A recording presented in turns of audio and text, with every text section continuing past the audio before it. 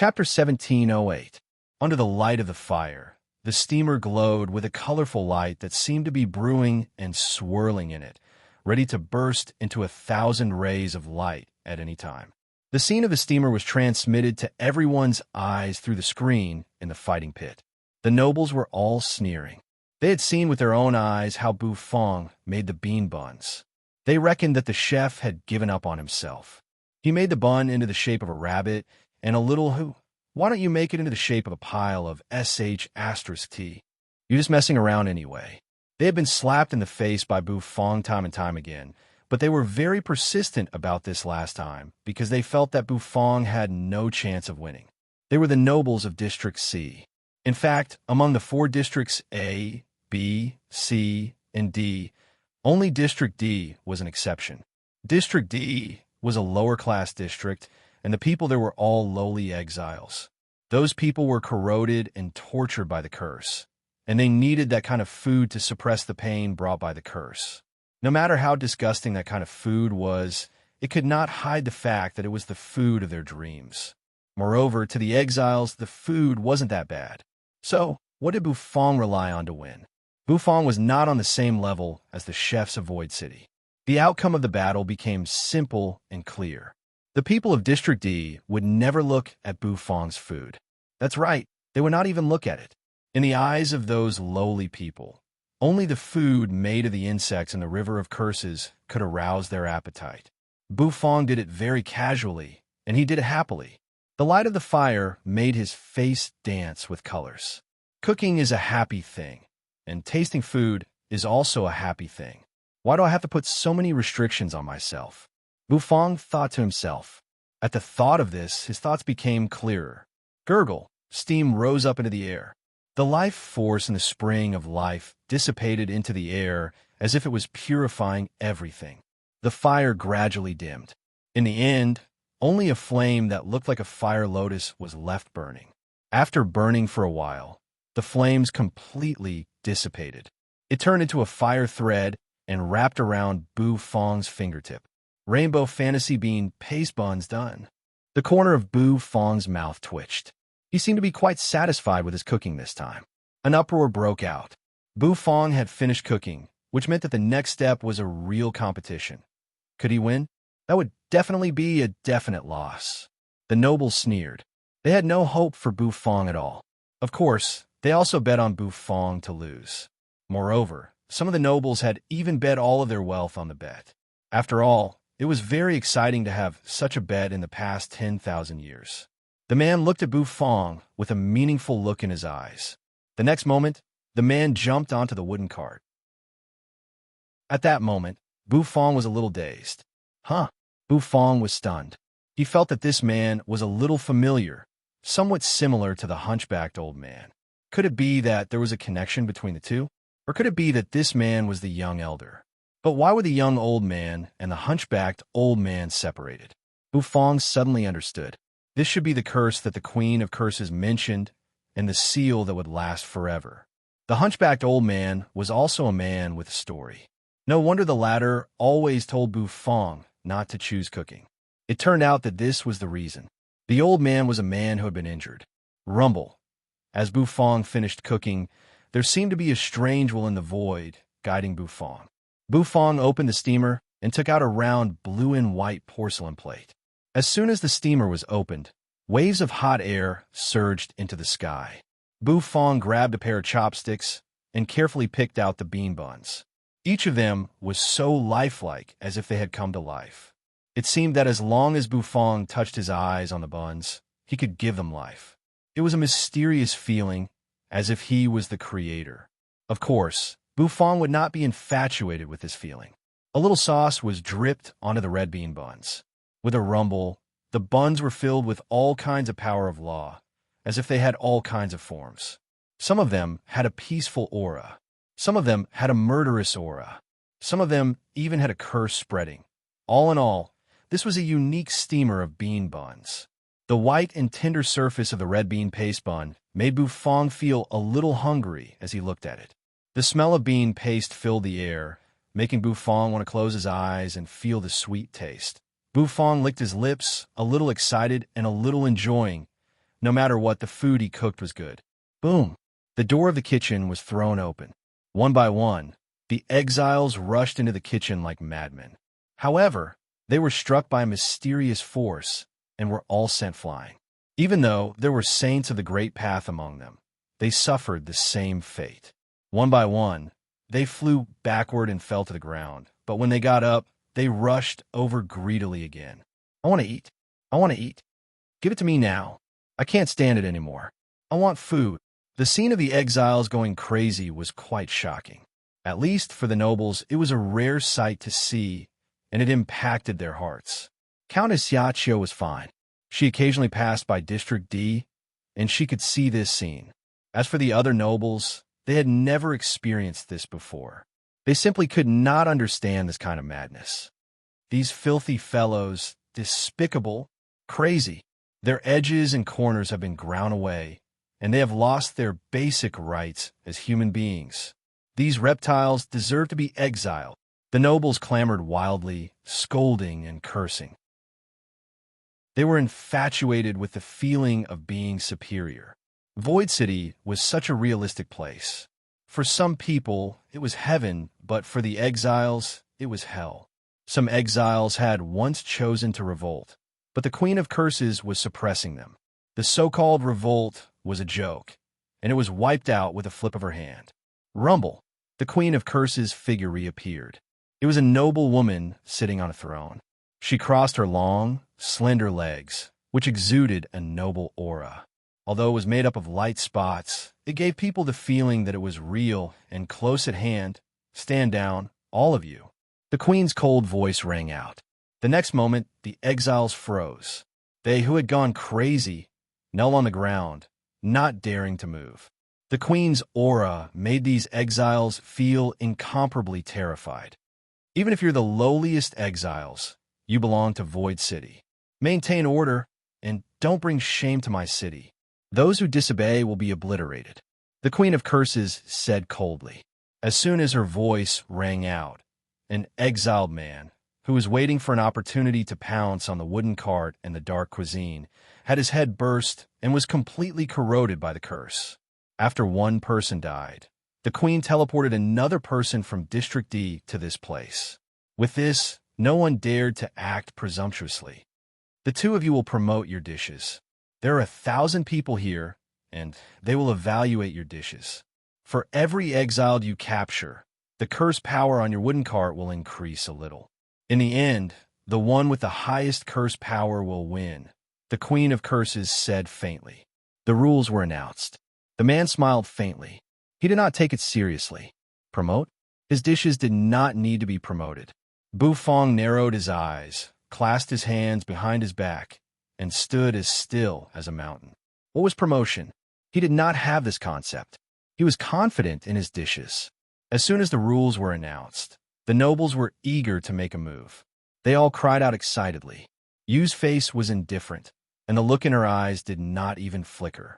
Countess Yachio was very interested. The noblewoman also watched with great interest. The stooped old man stared blankly at the scene. His eyes were full of despair. Win? How? There was no possibility or hope of winning at all. It was over. Everything was over. Bufong would die without a doubt. The stooped old man heaved a long sigh. Now, let's start the party. The Queen's voice rang out. Then the whole scene boiled over. Those exiles, who were shrouded in cursed power and had frenzied expressions on their faces, dashed madly towards the wooden carriage. Everyone trembled and stared at the scene. However, the next moment, everything that appeared on the screen made them burst out laughing. Everything was as they had expected. It was over before it had even begun. 1,000 exiles flew madly toward the wooden cart where the man was. The noise was deafening, and the scene suddenly became very crowded. The man smiled faintly. He clasped his hands behind his back. With a wave of his hand, countless shabby porcelain bowls flew out. He poured the sticky dark cuisine into the bowls, spoonful by spoonful. So what if the ingredients were dirty? So what if the cooking method was simple and crude? These people had been eating his food for tens of thousands of years. How could they fail so easily just because of Bufong's appearance? The only one who could defeat him was himself. The man's confidence almost soared to the sky. Slurp, slurp. Those people grabbed the bowls and crazily poured the food in them into their mouths. Some even couldn't wait to grab the food with their hands and shove it into their mouths. Their table manners were full of different emotions.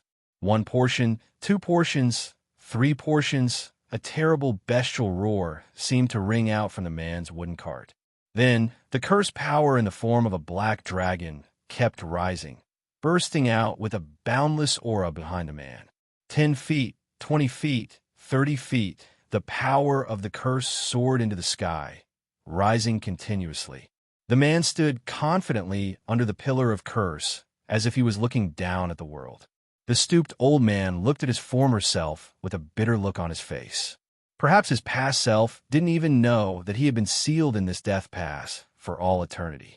He could only appear when someone passed the death pass and reached the third.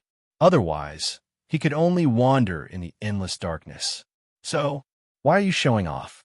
For some reason, the stooped old man felt a little sad. 50 feet, 60 feet. Soon the pillar of curse behind the man broke through the 100 feet mark. More and more people chose his dark cuisine, and in just a short while, the number had exceeded 300. On the other hand, Bufong's wooden cart was silent. It was so quiet. There were even sparrows on it. There was not a single exile among them. The contrast was intense. The contrast was enormous. Bufong did not even get a wisp of the pillar of curse. Is there even a need to compete? This is too miserable, a nobleman said with a smile. He was gloating. Sure enough, Her Excellency the Queen hates chefs the most. This is the most extreme blow to chefs. In fact, the food you cook is no match for the dark cuisine made from the worms at the bottom of the river of curse. This blow would definitely make a chef who thought highly of himself despair. Didn't that old man lose his faith in this way? It looks like this young man is going to repeat the same mistake. In everyone's opinion, Bufong was bound to lose. Yu's eyes flickered. The nobleman chuckled and shook her head, feeling a little regretful. Countess Xiaqiu, on the other hand, looked disappointed. In fact, she hoped that Bufong would succeed. That man had failed, and she did not want this young man to repeat that man's mistake. After all, Countess Xiaqiu saw the shadow of that man in him. Am I really going to lose? Standing in front of the wooden cart, Bufong frowned slightly. Looking at the crazy group of exiles, he frowned. With a clean hand, Bufong picked up a red bean bun. With a gentle pinch, he tore it apart. Rumble. A beam of rainbow light poured out of the bun in an instant. Since you won't eat it, I'll eat it. Bufong twitched his mouth. Chapter 1709. As a chef, Bufong had absolute confidence in his dishes. Since these exiles didn't want to eat them, he would eat them himself. Bufong reached out his hand, pinching a soft bean paste bun. This bean paste bun was in the shape of a little who. It was white, tender, and chubby. Bufong had dripped a drop of honey on its eyes, which made the bun sparkling and sparkling. In the distance, little who was lying on Xiao Bai's shoulder, also squeaked. His eyes widened as he stared at the little who in Bufong's hand, which was so lifelike, as if it was about to come to life. He seemed a little puzzled. Little who watched carefully. She wanted to see if the big brother in Bufong's hand wanted to compete with her for favor. All of a sudden, little who was stunned, because Bufong grabbed the bean paste bun and tore it apart. Swoosh! The bean paste bun was directly torn apart. Its soft surface was very loose, like cotton. Inside, there were many small air holes emitting thick steam. A 7-colored light emerged from the bean paste bun that Bufong had torn apart. Rays of light circulated, sparkling and resplendent. Foxy was taken aback by this sudden development. She rolled and crawled on Xiao Bai's shoulder. In the end, she hugged Xiao Bai's head tightly, shivering. It was too scary. The big brother who competed with her for favor was torn apart just like that. Moreover, he was eaten by Bufong. This world was too scary. Did all good-looking foxes have to be eaten? Little who couldn't help but feel sad for herself. It seemed that she still had to keep a distance from Bufong. Bufong grabbed the bean paste bun and took a deep breath. A strong smell of bean paste rushed out of it and drilled into Bufong's nose. That feeling was wonderful. Just by smelling it, Bufong could feel the majestic power contained in the bean paste. It contained all kinds of laws and even the power of soul demons, which made it very strange. Are these the beans that Nyohansa mentioned? Bufong narrowed his eyes. He closed his eyes and stuffed the bun into his mouth. His mouth closed. The first thing he bit into was the soft skin of the bun. The skin was made from exquisite divine wheat, and not only was it soft and fragrant, it even possessed an extremely sweet fragrance. The taste was silky smooth.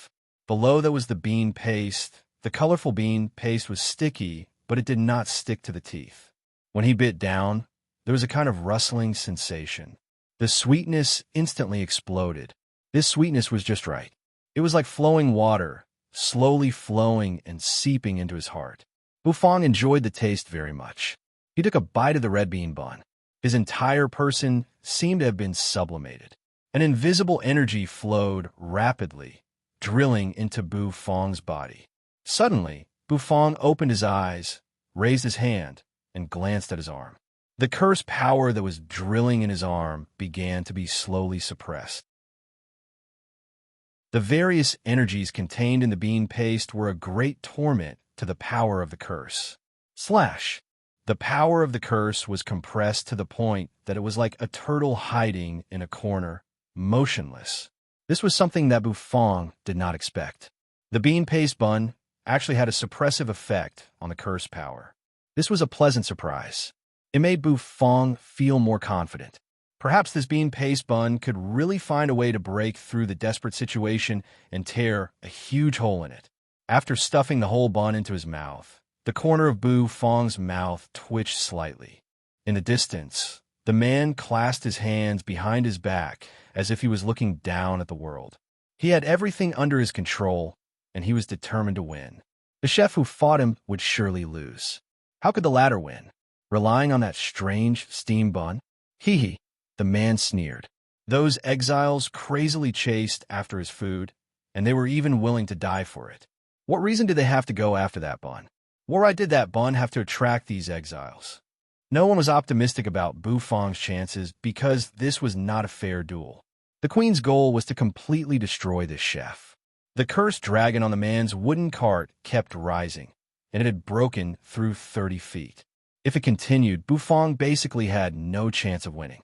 There were 1,000 people, and the cursed dragon's height was only 100 feet. If one side went beyond 50 feet, there was no suspense about the outcome. It was impossible for Bufong to fight back. In fact, even if Bufong wanted to obtain the cursed power, he could not do it. In the Colosseum, the nobles who were watching the scene were all sneering. The only thing they were looking forward to and excited about now was to watch the chef lose and be completely exiled by the queen. His soul would be extracted and sealed forever. However, that chef seemed to be very calm. He was leisurely eating his bun. No one in Void City knew how to eat good food because the queen hated chefs. Therefore, these nobles had not eaten food for a long time. Only the backward and disgusting reptiles of District D would eat food. At their level, it was not a problem for them not to eat. Even if they did not eat for 10,000 years, it would not affect their strength. Bufong finished a red bean bun. The feeling of fullness made him feel a little happy. Sometimes, happiness was very simple. It was just eating a bun or even drinking a glass of water. Bufong's wooden cart was empty. No exiles had come. Like mad dogs that had been starving for countless years, they chased after the man's wooden cart, kneeling and licking it crazily. Even the dark cuisine that had spilled on the ground had become the target of countless people's competition. However, perhaps it was because it was too crowded.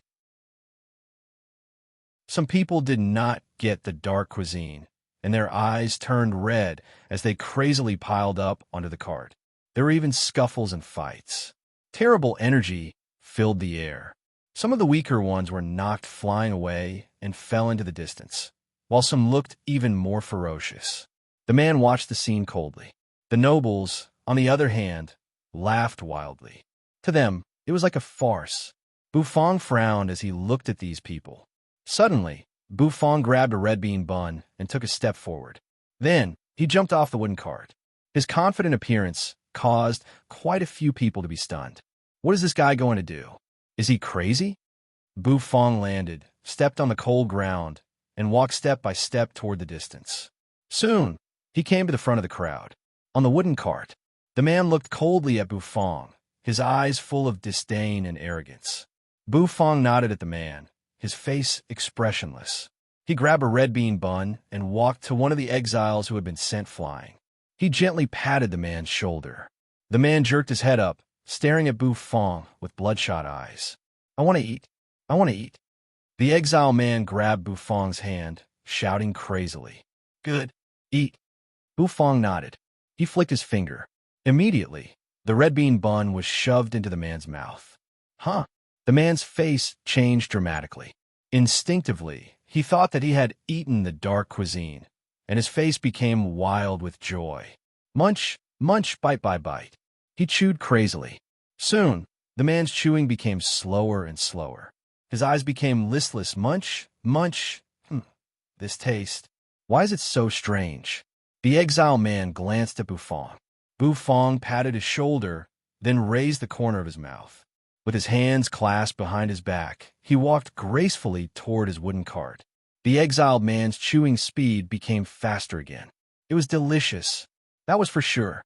The sweet taste made the man, who had been exiled to Void City for countless years, palpitate. His heart, which was like a pool of stagnant water, suddenly shrank as if a vast life force was pouring out of it. It was a taste that he had not tasted for a long time. The exiled man glanced at his arm. The curse power on his wrist began to surge. The ferocious curse power, which tortured him like a viper every day, began to melt like snow in the face of this bun. It was a real melting, not a slow suicide that was suppressed like eating the dark cuisine. The feeling was unprecedentedly comfortable. It was as if the spring breeze in March was caressing his body. Comfortable. Without hesitation, the exiled man turned to look at Bufong's wooden cart. Then, rolling and crawling, he crazily rushed toward the wooden cart. Eat? I still want to eat. The exiled man was really crazy. In a flash, he rushed to Bufong's wooden cart, his eyes filled with desire. It was a kind of hope that came after a long drought. Bufong flicked his fingers. A red bean bun in the shape of a Shao by rabbit flew into the exile man's hand. With his dirty, black hands, the exile man held the white bun carefully as if he was holding a ray of hope. The warm red bean bun gave him a long-lost warmth. The white bun was covered with black handprints, but the exiled man did not care. He grabbed the bun and took a big bite. Hot air, colorful light, everything enveloped him. He felt as if he had been reborn. Tears flowed down from her eyes, dripping onto the ground. 1 bite, 2 bites, 3 bites. He stuffed the whole bun into his mouth. With a thump, the exiled man fell to his knees, tears streaming down his cheeks. The power of the curse was worn down to the point where it almost disappeared. The darkness that shrouded the exiled man disappeared in a blink of an eye. He was moved. Tears streamed down his cheeks. He lifted his head, opened his mouth, and roared. It was an excited roar. What? This roar contained too many emotions, perhaps.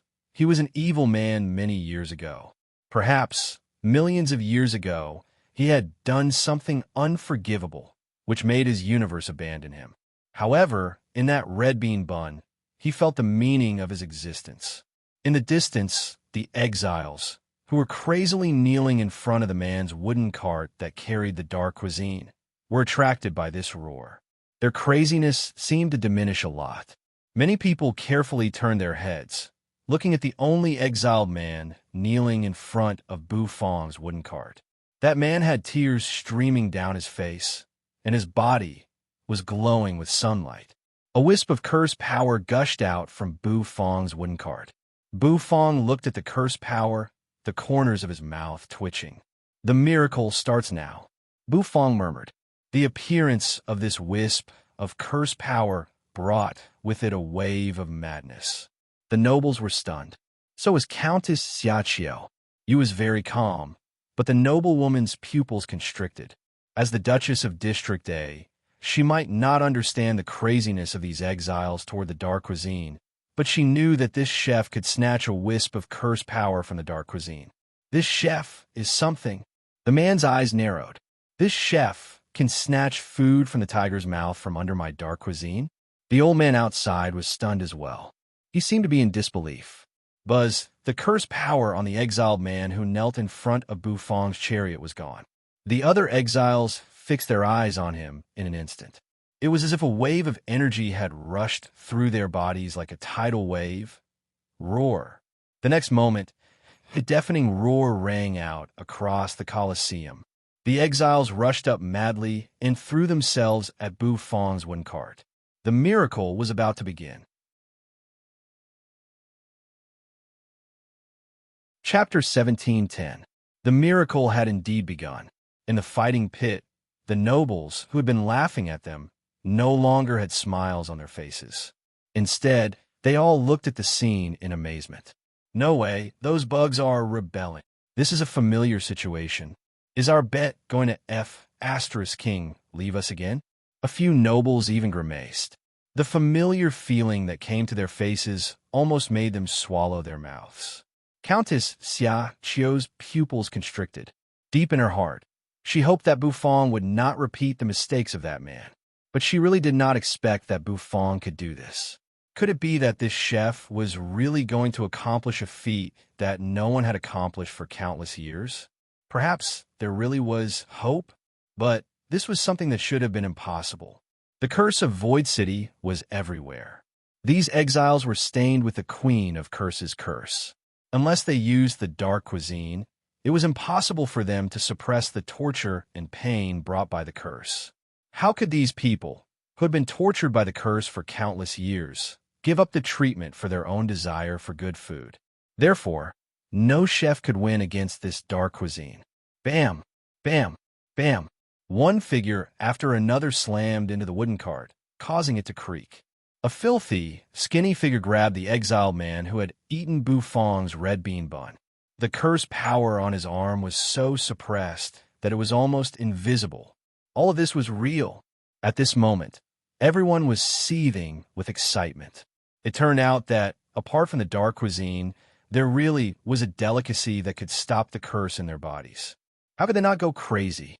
As if they had received confirmation, one by one, the exiles raised their heads and stared at Bufong with bright and eager eyes.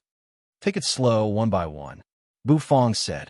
In the next moment, he raised his arm and flicked his fingers nonstop. One red bean bun after another shot out of the cart, turned into streams of light, and rushed into the crowd. Roar! The crowd immediately burst into an uproar. These exiles frantically snatched the red bean buns and stuffed them into their mouths. One got it, two got it, they stuffed it into their mouths. Tears welled up in his eyes. Slurp, slurp. These people chewed crazily and only felt a warm current flowing through their bodies, as if their bodies were being purified and baptized. This feeling was inexplicably wonderful. In fact, not all the exiles chose Bufong. After all, habits formed over countless years could not be changed overnight. Only about 100 people tried Bufong's dish. Most of them were weak and couldn't compete for the right to eat the dark cuisine. However, after eating the red bean buns, those people's hearts melted and their bodies melted. The power of the curse on their bodies was constantly being cleansed. Bufong clasped his hands behind his back and watched calmly. In fact, he had already expected all of this. His dishes could restrain the power of the curse, which was reflected in you. Compared with the power of the curse on you, it was actually easier to remove the power of the curse on these people. The man stood on the wooden cart, facing Bufong from a distance. He was very confident because he was about to win, although he couldn't believe it and didn't want to believe it, because Bufong had taken away a lot of the power of the curse from his hand. However, it didn't matter. The power of the curse had rushed to 390 feet, and it was only 100 feet away. On the other hand, Bufong, the power of the curse on Bufong's wooden cart had only broken through 10 feet. The gap was too big. A miracle had indeed happened, but it couldn't change the result. Huh? Suddenly, the man furrowed his brows. He seemed to have sensed something unusual. On Bu Fong's side, the cursed man who had eaten the red bean buns stood up spontaneously and ran toward him. I'm back. Those who should come back will come back eventually. The man had a smile on his face. This scene caused many people to sneer. For a moment, the noble spirits, which had weakened, surged again. That's right. The dark cuisine belongs to you. Only disgusting dishes are worthy of lowly worms like you. Ha ha ha. The nobles' roars seemed to make the exiles speed up. The exiles who ran back from Bu Fong's side rushed into the crowd. With a boom, they seemed to explode. All the nobles' faces froze. The man's confident smile also froze on his face, because everything that had just happened was like a heavy hammer that had ruthlessly smashed into his chest. His chest seemed as though it was about to cave in. The exiles who came back from Bu Fong's wooden cart grabbed the exiles in front of the man's wooden cart and said something. Then 1, 2, 3, the exiles, who had been determined to choose the man, changed their direction. One by one, they crazily rushed toward Bu Fong's wooden cart. The man, who had the complete advantage in numbers, could only watch as his diners rushed toward Bu Fong's wooden cart. The atmosphere became a little awkward for a moment. The nobles stopped talking, looking like frosted eggplants. One of them opened his mouth. He seemed to see the bets flying. It's okay. That chef is too late. Look at the curse power. Someone roared. It was like a final struggle. The curse power on the man's side continued to rise. Of course, the speed was much slower. It had reached 420 feet, but it was not the end. It was still rising. Meanwhile, on Bu Fong's wooden cart, after experiencing the silence at the very beginning, the atmosphere became even more tense. The next moment, the curse power skyrocketed. 100 feet, 20 feet, 30 feet. In just a flash, it had reached 30 feet, approaching the man. A tremendous pressure instantly enveloped the man. Damn it! How is this possible? The man roared. His hand shook, and the dark dishes in the black wok began to tumble. Swish! Many dark dishes floated in the porcelain bowls, falling toward the group of people. Eat! Eat to your heart's content. Eat more and contribute more curse power. The man shouted crazily. Finally, there was a hint of anxiety in his voice. Bu Fong was not in a hurry. He sat on the wooden cart, swinging his legs. From time to time, he would casually swing his hand, and bean buns would shoot out. Below them were exiles who couldn't wait to have a taste of the bean paste buns. The curse power was constantly being washed away. Meanwhile, the curse power of these people was being contributed to Bu Fong. It caused Bu Fong's curse power to rise to a new height. Finally, it broke through the 400 feet mark. Boom! At that moment, the man looked as if he was struck by lightning. The nobles also held their breaths. Damn it! Was this chef purposely trying to slap their faces? The man's curse power reached 460 feet. Bu Fong's curse power reached 400 feet. The gap between them was only 60 feet. Now, there were only about 240 exiles left who had eaten the food. The selection was still ongoing. The stooped old man stared blankly at the light screen, feeling as if something had struck his heart. It was an indescribable feeling. Back then, he had been defeated without being able to fight back. And now, Bu Fong, whom he had given up on, was about to create a miracle. This, for a moment, the stooped old man had mixed feelings. He stared at Bu Fong on the screen. The young man was still expressionless and as calm as water. His face was full of confidence, which came from his own strength. Tens of thousands of years ago, he was just as confident. Perhaps I really have a chance to enter District C. Countess Xiaoqiu's breathing began to quicken.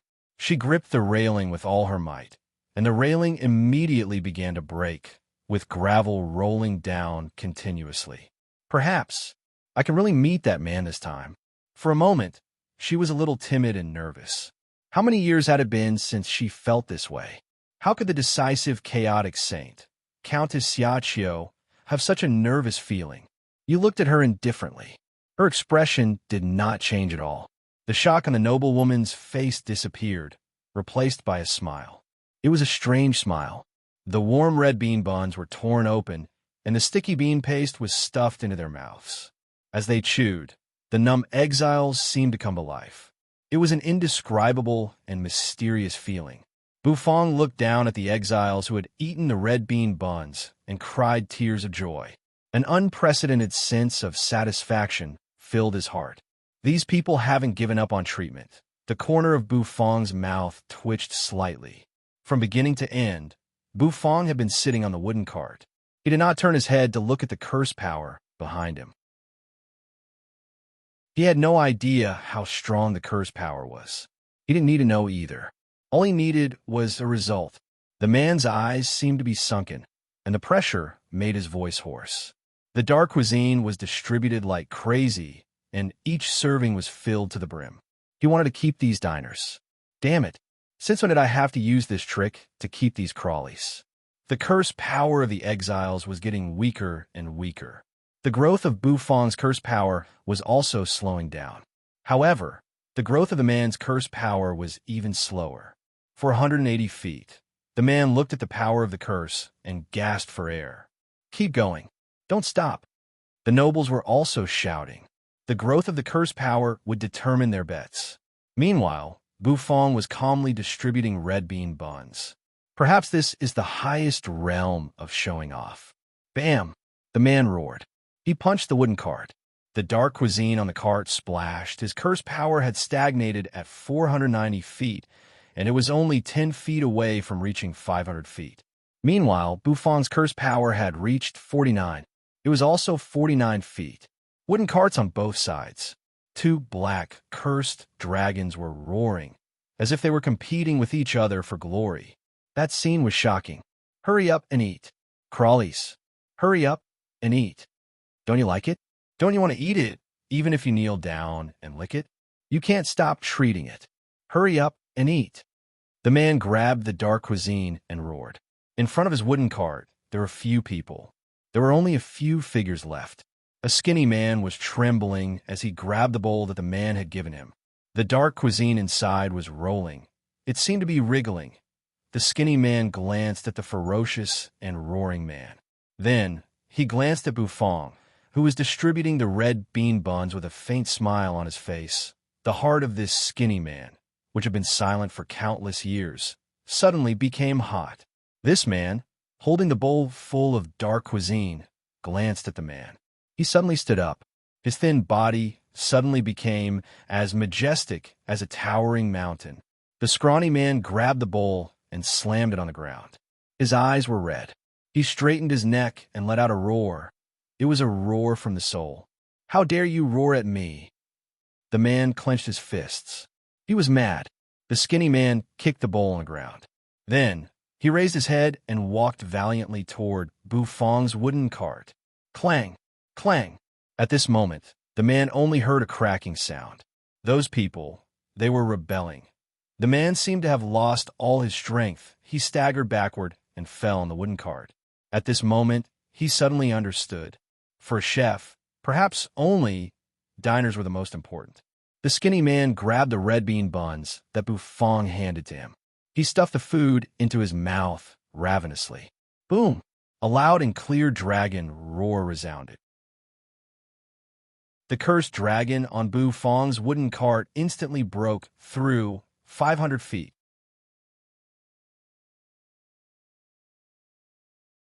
Chapter 17:11. 500 feet. Everyone was stunned when the cursed dragon on Bufang's wooden cart broke through the 500 feet mark. The black cursed dragon roared, and the scales on its body seemed to become very real. 500 feet was a dividing line, and it was basically invincible. However, this was not enough, because 500 feet was not enough to determine the winner. The man was crazy. He was overtaken. The first to reach 500 feet was not him, but the chef opposite him. However, he did not give up. He still had a chance. Looking at the 10 bewildered exiles down below, he knew that as long as he could make them eat the food, he still had a chance. To him, a draw was a kind of humiliation. However, it was also his victory. This was the rule set by the Queen of Curses. If they both reached 500 feet, it would be a draw, but a draw would mean that Void City won. However, soon he was disappointed. No matter how hard he shouted, the exiles chose to stay away from him. They staggered toward Bu Fong's wooden cart. Bu Fong sat in front of the cart and looked at him with an expressionless face. The impact made him feel a lump in his chest. Bu Fong's cursed dragon grew larger again and crossed 500 feet in a flash. In the end, it reached 500 feet. The scene froze in an instant. All the cursed people disappeared without a trace. The Queen of Curses' ghostly green figure reappeared. She looked down at the two, and her cold aura spread in an instant. "The cooking competition is over," the Queen's cold voice rang out. At this moment, Bu Fong rose to his feet calmly and turned to look behind him. A black divine dragon soared into the sky from his wooden cart, its cold scales gleaming with a terrifying luster. 510 feet. Not bad. Although the victory was not beyond Bu Fong's expectation, Bu Fong broke out in a cold sweat. It was indeed difficult to break a habit that had lasted for thousands of years with the same dish. It was tantamount to breaking the norm. Those exiles have been entangled by the curse power in Void City for countless years, and they were already numb to it. They were used to the pleasant sensation of suppressing the curse brought by the dark cuisine. Therefore, if Bu Fong wanted to break their habits with being paste buns, he would be under a lot of pressure. Fortunately, the ending was beautiful. On the other side, the man looked at his own hands in horror. He was defeated. He actually lost. Disbelief, shock, anger, despair, all kinds of emotions appeared on his face. He couldn't put an end to this fact. In his heart, he was an undefeatable legend, but in reality, he had been defeated. Why? The man clutched his chest, his entire face almost piled up together. Why did I lose? He was muttering to himself, asking himself. The hunchbacked old man, who was watching from the outside, was already in tears. This was him from tens of thousands of years ago. However, he had already failed a long time ago. At that time, he had also failed and looked just like this. This was his confident self that had been stripped away by the Queen of Curses. This confident self was also a part of his body. However, the taste of failure was really hard to bear. Standing in front of the wooden cart and looking at the despairing man, Bu Fong could not help but frown. Rumble. The cart crumbled. Bu Fong landed on the ice-cold ground, and the man also landed on the ground. The Queen of Curses crossed her legs and looked down at the two men. This was not her true form, but just a wisp of her will that she had placed here. The winner has been decided. You are the winner. The Queen turned her eyes and rested them on Bu Fong. But I'm curious. How did you suppress my curse? She said. It was not only her curiosity, but also the curiosity of everyone present. The man was still in a daze. The nobles around the fighting pit, on the other hand, were filled with regret. There was a girl whose curse was stronger than this one. I had to feed her every day and suppress her curse. I have experience. Bu Fong thought for a moment and told the truth. He had experience. The noisy nobles fell silent. Countess Xiaqiu was speechless. Yu's expression did not change, but the noblewoman was shaking with laughter. Interesting. This little chef is really interesting. The Queen of Curses narrowed her eyes. You have experience, huh? The Queen of Curses shook her head and did not say anything else. She raised her hand and pointed her huge finger at the man who had lost his soul. If you win, you can enter Void City and become a higher being. If you lose, you will be completely wiped out. The loser will be completely wiped out, she said. As soon as her voice rang out, Bu Fong raised his hand. The curse power on his wrist had completely disappeared. Clearly, the so-called curse power was a kind of restraint on the level of life in Void City. Bu Fong did not like this level very much. Rumble. The Queen of Curses' aura changed abruptly. She pointed another finger at the man in the distance. The man howled miserably. On his body, the power of the curse slowly spread, wrapped around the man, and began to devour him. Then, a ghostly green flame burst out of him. The man seemed to be suffering the most inhumane torture and burning. Eventually, he slowly dissipated. Outside the door, the stooped old man shuddered all over. There was a look of relief in his eyes. It was finally over. The shackle in his heart was finally burned away. To the old man, Bu Fong's victory was a kind of luck. Buzz, the scene in front of Bu Fong disappeared. The Queen of Curses, on the other hand, began to slowly vanish. However, Bu Fong had a feeling that the Empress was staring at him from a high position. The look in her eyes made Bu Fong a little uncomfortable. It was as if she wanted to see through him. The Queen of Curses' strength was absolutely extraordinary, far beyond the level of a heaven god. For the time being, this level was not something that Bu Fong could reach. According to Bu Fong's guess, the Queen of Curses should be in existence at the same level as the god of cooking. In the universe, Void City was definitely a top power. It was even stronger than the chaotic space. After all, as the land of exile for all the universes, how could it accept so many exiles without strength? Rumble, dazzling light shone down in an instant. It made Bu Fong feel warm all over. The comfortable sunlight, which he could not feel in District D, shone on him. At Bu Fong's side, the stooped old man, Xiao Bai, Little Hu, Xiao Opi, and the others appeared. Bu Fong beckoned at Little Hu. To his surprise, Little Hu hugged Xiao Bai's head tightly, shook his head at him, and raised his little paw to reject Bu Fong. Is this little thing acting like it's Sundara? The stooped old man looked at Bu Fong with a complicated look in his eyes. The power of curses in him began to corrode him. He knew he did not have much time left.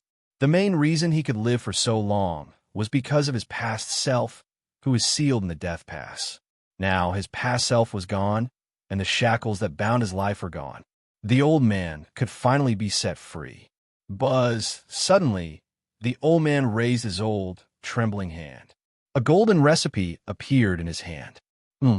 As he looked at the recipe, Bu Fong's eyes narrowed, and he looked at the old man in surprise. This recipe belongs to you now.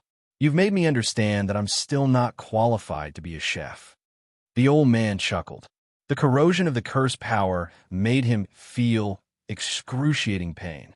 I have to thank you for letting me regain my freedom. The recipe turned into a beam of golden light and entered Bu Fong's spirit sea. The next moment, the stooped old man walked out of the death pass. Step by step, he was incomparably firm with a shocking persistence. Bu Fong breathed a sigh of relief. Following behind the old man, Xiao Bai also walked with mechanical steps. The closed door opened with a loud bang.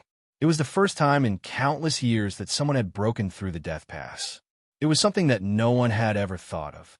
The nobles were all stunned, their mouths agape as they looked at the figures slowly walking out of the Colosseum's door. Sunlight shone down on the Colosseum. The old man felt a little warm. This was the city she lived in, separated by a wall. After tens of thousands of years, he could finally see her. He had spent his whole life to climb over a wall. Rumble, the death pass was slammed shut. The death pass changed again. As for what it had changed, no one knew except for the will of the Queen of Curses. The silent arena burst into an uproar in an instant. The noise soared into the sky. Countless nobles were shouting crazily. They were shouting excitedly. Someone had actually passed through the gate of life and death. This was a very exciting thing for them in their endless lives. It made their lives, which were as dull as water, ripple. The nobles widened their eyes and stared at Bu Fong. Some nobles even clamored that they wanted to kill Bu Fong, because Bu Fong had made them lose countless bets. Countess Xia Qiu stood in her seat. She was also looking down. However, unlike the others, all she could see was the old man. That stooped old man, that incomparably ugly old man, had now become her only focus. The old man's eyes found her in the crowd at a glance. When their gazes met, it was indescribable. Bu Fong scratched his head and walked out of the death pass. The warm sunlight made him feel lazy all over. This is the place where people live. District D was simply too depressing. Bu Fong exhaled. He was one step closer to his goal of opening a restaurant in the Queen of Curses Void City. Oh! Suddenly, Bu Fong paused. He glanced around and jerked his head up. Then, he landed on the platform. There, you was standing quietly with a calm face. Beside you, the noblewoman was looking at him with a smile on her face and even waving at him. Oh, what a pleasant surprise. Why is it so exciting? I found you as soon as I came out of the Death Pass. It seems a little easier than I thought. Thank you for letting me see her at the last moment of my life. The old man turned to look at Buffon. The next moment, he sprinted into the distance. At that moment, he felt a surge of joy that rose from the depths of his soul. How dare you? How dare you? Many nobles around the fighting pit bellowed. At the same time, one black-armored guard after another descended from the sky. They raised their cold spears and stopped in front of the old man. Scram! Suddenly, a cold voice rang out. All the guards' bodies stiffened, and the nobles' reprimands came to an abrupt halt. A graceful figure walked out of the darkness. As she twisted her waist, she seemed to exude cold, killing intent. The guards all turned sideways and looked at Countess Xiaqiu in horror. Her cloak fluttered in the wind. Countess Xiaqiu walked step by step with her slender legs. Soon, she came in front of the old man. The old man trembled all over. The dark curse power was constantly corroding his body, and his vitality was plummeting rapidly.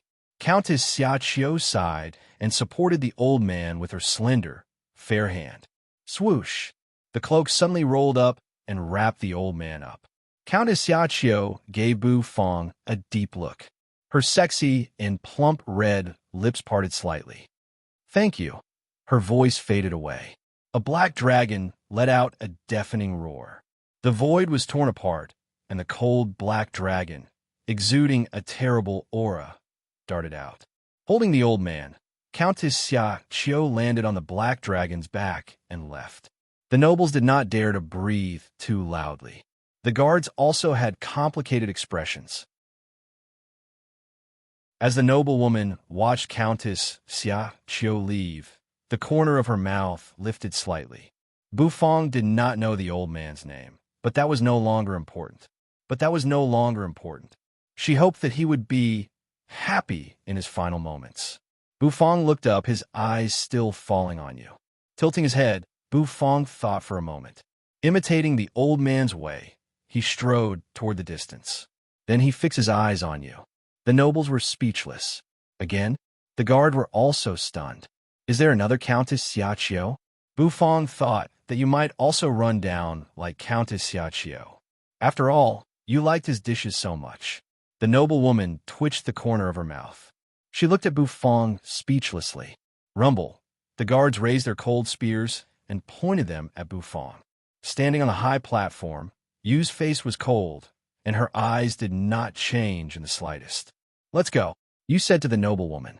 As soon as she finished speaking, Yu turned, took a step, and disappeared in an instant. There was no trace of reluctance. Only Buffon was left behind. The air suddenly became quiet. Buffon. Xiao Bai's mechanical eyes flashed. He walked to Buffon's side, raised his huge palm, and patted Buffon on the shoulder.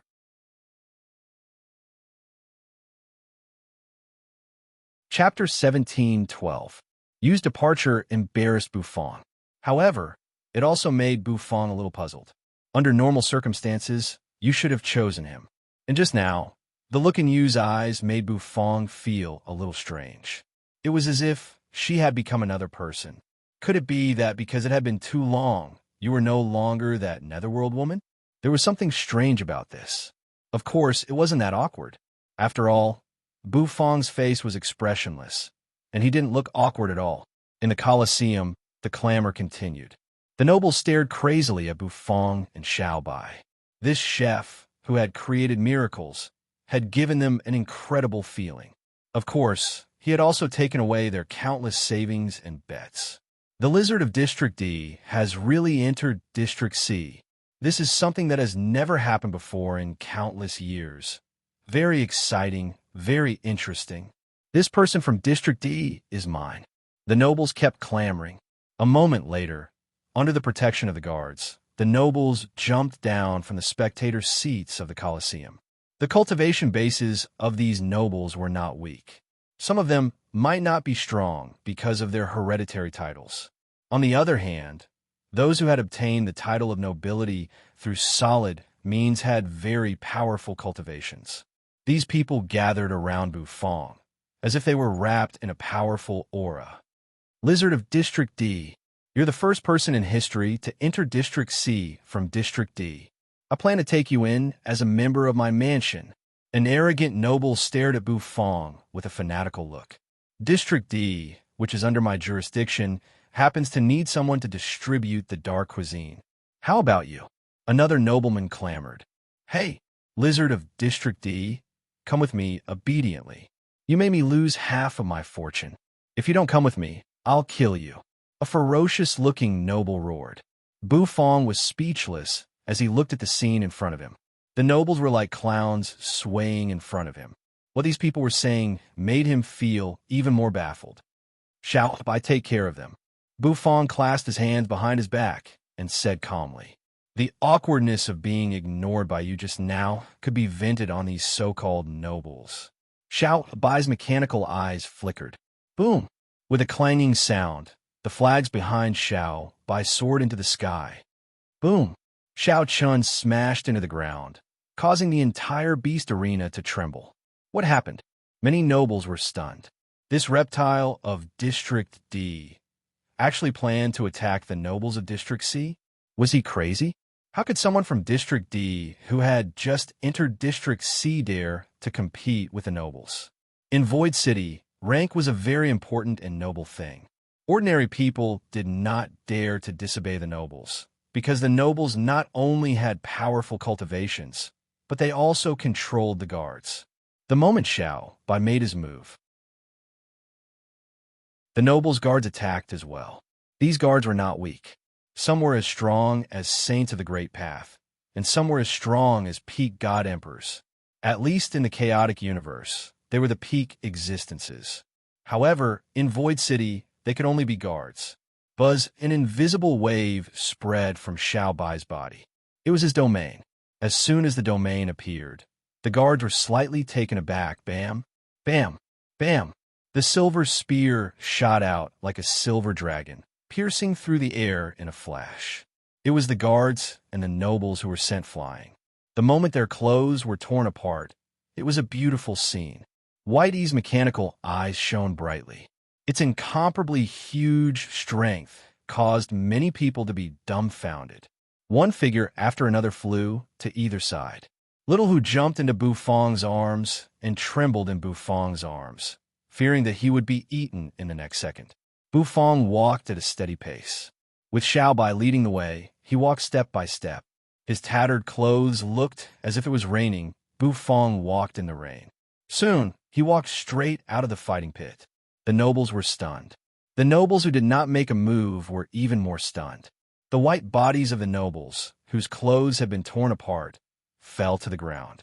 Even those whose cultivation bases had reached the level of saints of the Great Path fell to the ground. This made many people click their tongues. Many people were shocked. It seemed that this time, a troublemaker had come to District C. Although these nobles were not weak, they were not strong either. Saints of the Great Path were divided into different levels: elementary, intermediate, and advanced. Bufang's fighting prowess had reached the peak among saints of the Great Path. As for Xiao Bai, he was like a bug. Most of these nobles were just ordinary god emperors or elementary saints of the Great Path. In Xiao Bai's hands, they could only be stripped. Xiao Bai was very excited as he stripped them. Those nobles who were close to his domain could only fight him in close combat. When had Xiao Bai ever been afraid of a hand-to-hand fight? He waved his huge palms and slapped the nobles, tearing their clothes to shreds. They walked out of the fighting pit and entered District C. Of course, the fighting pit was located in the center of District C. District C was not the central area of Void City. This was not Bufang's goal and focus. She gave Bufang a feeling of being a stranger, which made him feel as though he had never met her before. It made Bufang's heart filled with doubts. What happened to you? After walking out of the fighting pit, Xiao Bai stood quietly at Bufang's side. The nobles did not chase after him. They just watched Bufang and the others from a distance. It was only after they walked out of the fighting pit that Bufang realized what had happened. because District C was simply too big. The vast and densely packed buildings in front of him suddenly made Bufong feel a sense of bewilderment. It could be said that Bufong had fought his way out of the fighting pit. It was the first time the nobles of District C had seen such a hot-tempered person. The guards, who had always been successful in every endeavor, had failed this time. He was not interested in District C.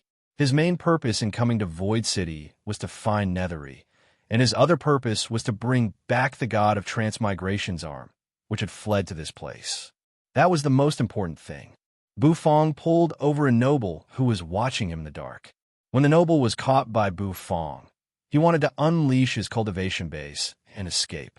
However, Bufong smashed him down with the Black Turtle Constellation Walk. "Do you know where the cursed goddess is?" Bufong asked the noble. "The cursed goddess usually stays in District A. She's a candidate to be the next queen of curses of Void City. She's not someone you can covet," the noble said frantically to Bufong. Are you in District A?" Bufong furrowed his brows. It was already so difficult to get into District C, let alone District A. For a moment, Bufong was a little puzzled about how to get into District A. However, he could not think of a solution. The nobleman who was captured by him was clamoring. Bufong found him a little noisy, so he smashed him with the Black Walk and knocked him out. Then he walked aimlessly through District C with Xiao Bai, Little Hu, and Xiaopi in his arms. Compared to the dirty and dark District D, District C was more like a place where people lived. People lived and worked in peace here, and all walks of life were prosperous. However, even if they were just ordinary people, they had hidden their strength well. Basically, they all had extremely powerful cultivation. As a pure land among the many universes, Void City was a place where the various universes banished sinners. But on the whole, Void City was like a white lotus flower in a swamp of mud, unstained by the mud. There were all kinds of occupations and industries. He even saw a god emperor-level expert selling cloth. In District C, Bufong stayed there for about 2 or 3 days. In District C, there were alchemists, craftsmen, and spirit herb sellers. There were people from all walks of life. However, the only thing missing was cooking. There were no restaurants in the whole district, and there were no occupations related to food. It might be hard to believe that there were no restaurants in such a prosperous district, but it was the truth. Bufong could not help but click his tongue at the power of the Queen of Curses. The Queen of Curses hated chefs, so there were no restaurants in Void City. It was the 3rd day in District C.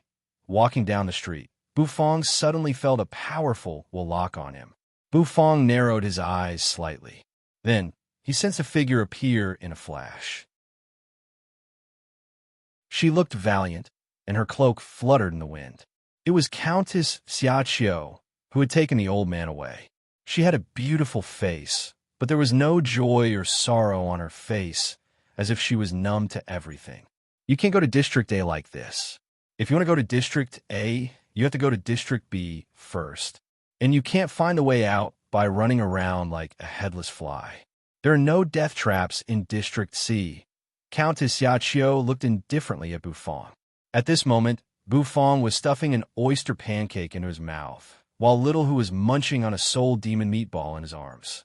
Almost at the same time, they looked up at Countess Xiaqiu with food in their mouths.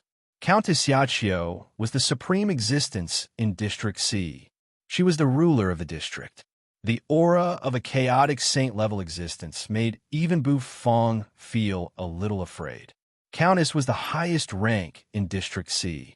There were 3 counts in District C, and Countess Xiaqiu was the strongest of the 3.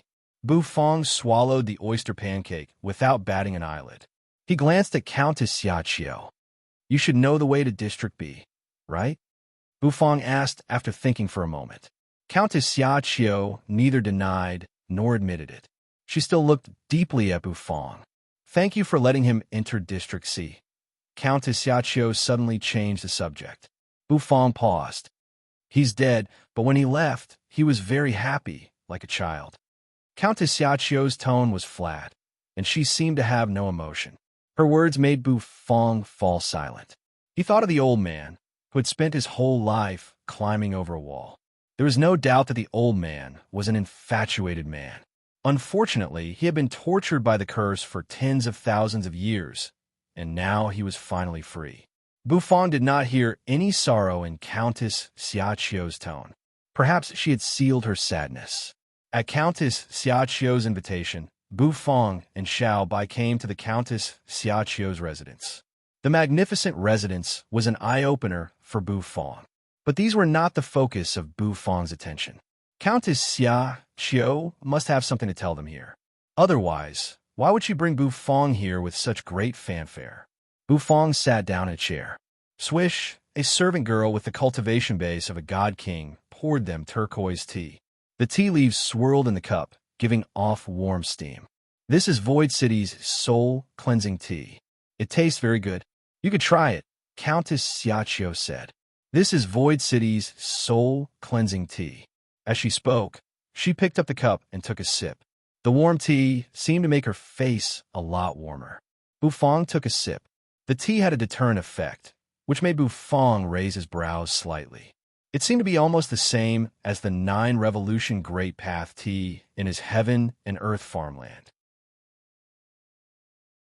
It should be noted that the 9 Revolution Great Path tea leaf's grade had been constantly improving as his cultivation base improved. Now, its grade had surpassed everything else. You've drunk the tea and said the polite words. I know you want to go to District B and find the cursed goddess. This matter, I can help you. But I have a condition. Countess Xiaoqiu put down the cup and looked at Bufang with an expressionless face. What condition? Bufang took a sip of the tea. The tea swirled in his mouth. Countess Xiaoqiu glanced at Bufang, then spread her mental force. Buzz, the whole residence seemed to be enveloped by an invisible force, completely isolating this part of the world. Her action made Bufang narrow his eyes. Why is she so cautious? Countess Xiaoqiu's face grew graver. She stared at Bufang. I need you to cook me a dish. With this dish, I want to know if you're worth my help or not.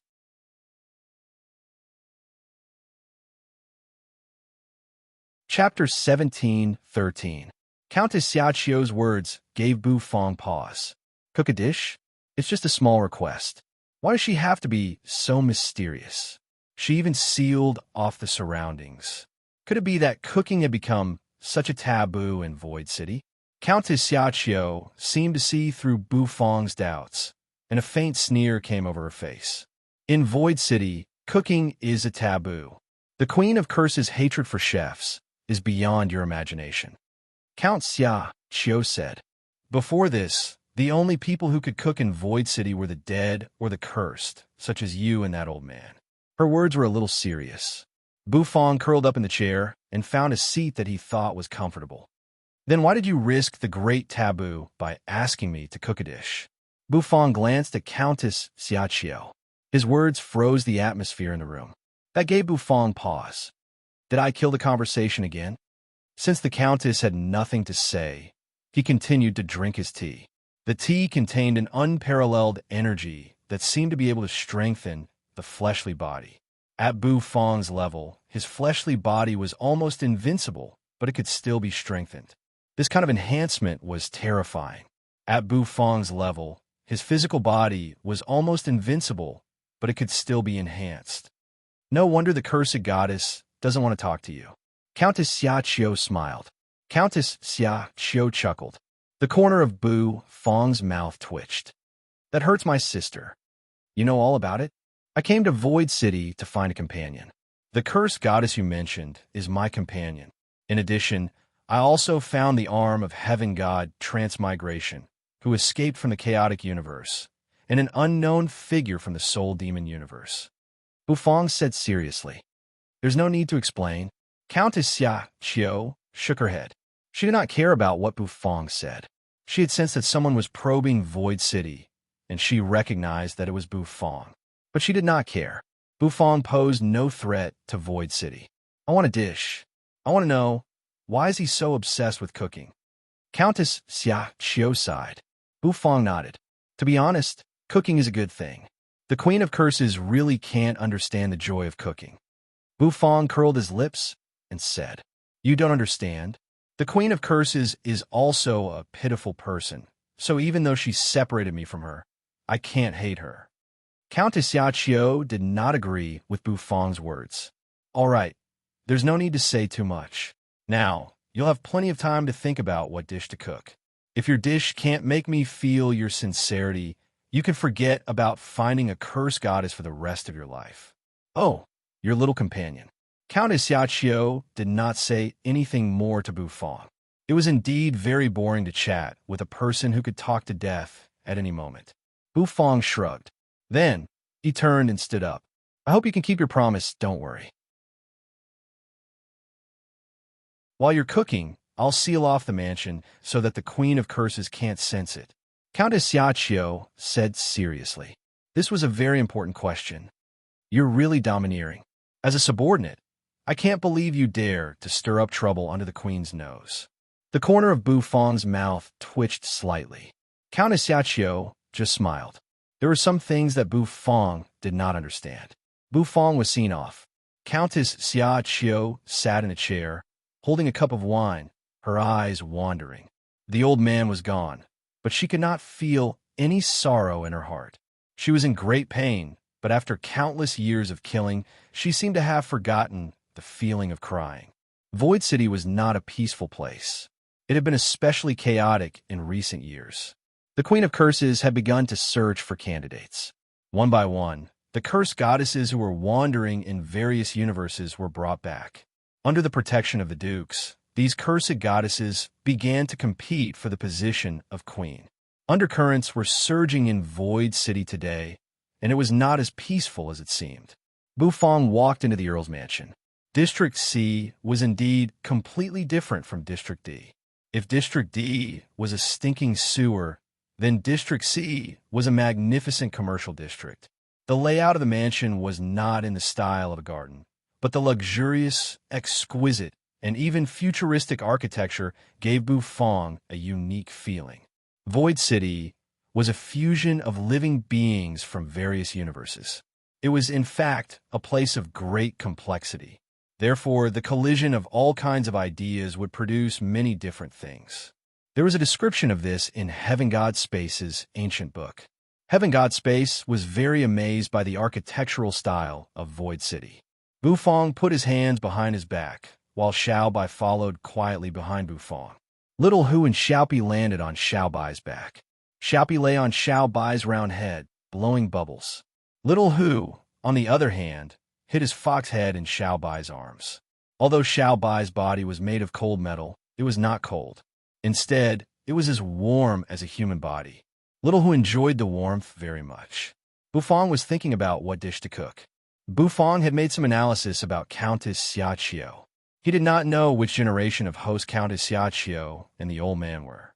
They might have an indescribable relationship, but they were separated because of the Queen of Curses.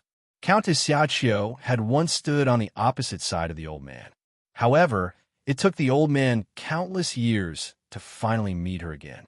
He even used his life to stir her heart and make her confused. Countess Xiachiyo wanted to find the reason why the old man made her confused from the dish. There was no other reason than that the old man was also a chef. And he was a chef who was very similar to Bufang. In Bufang, Countess Xiachiyo found a shadow of the old man when he was young. The ground of the mansion was made of a hard and transparent mineral. As Bufang walked, he seemed to find something. He squatted down and looked through the transparent mineral to the ground. The ground was transparent, and there were many plants growing in it. Bufang looked carefully. The plants were turquoise, and the vitality in their buds was extremely strong. They were constantly spreading and withering, forming a rapid cycle. "What is that?" Bufang paused slightly. The buds looked a bit like tea leaves. He called out to a maidservant in the mansion. The maidservant glanced at Bufang, and there was some disgust in the depths of her eyes. Everyone in District C knew Bufang's identity. He was a reptile who had crawled up from District D. The people of District C had a deep sense of pride toward the people of District D. "Get out of my way, lowly reptile," the maidservant said with a frown.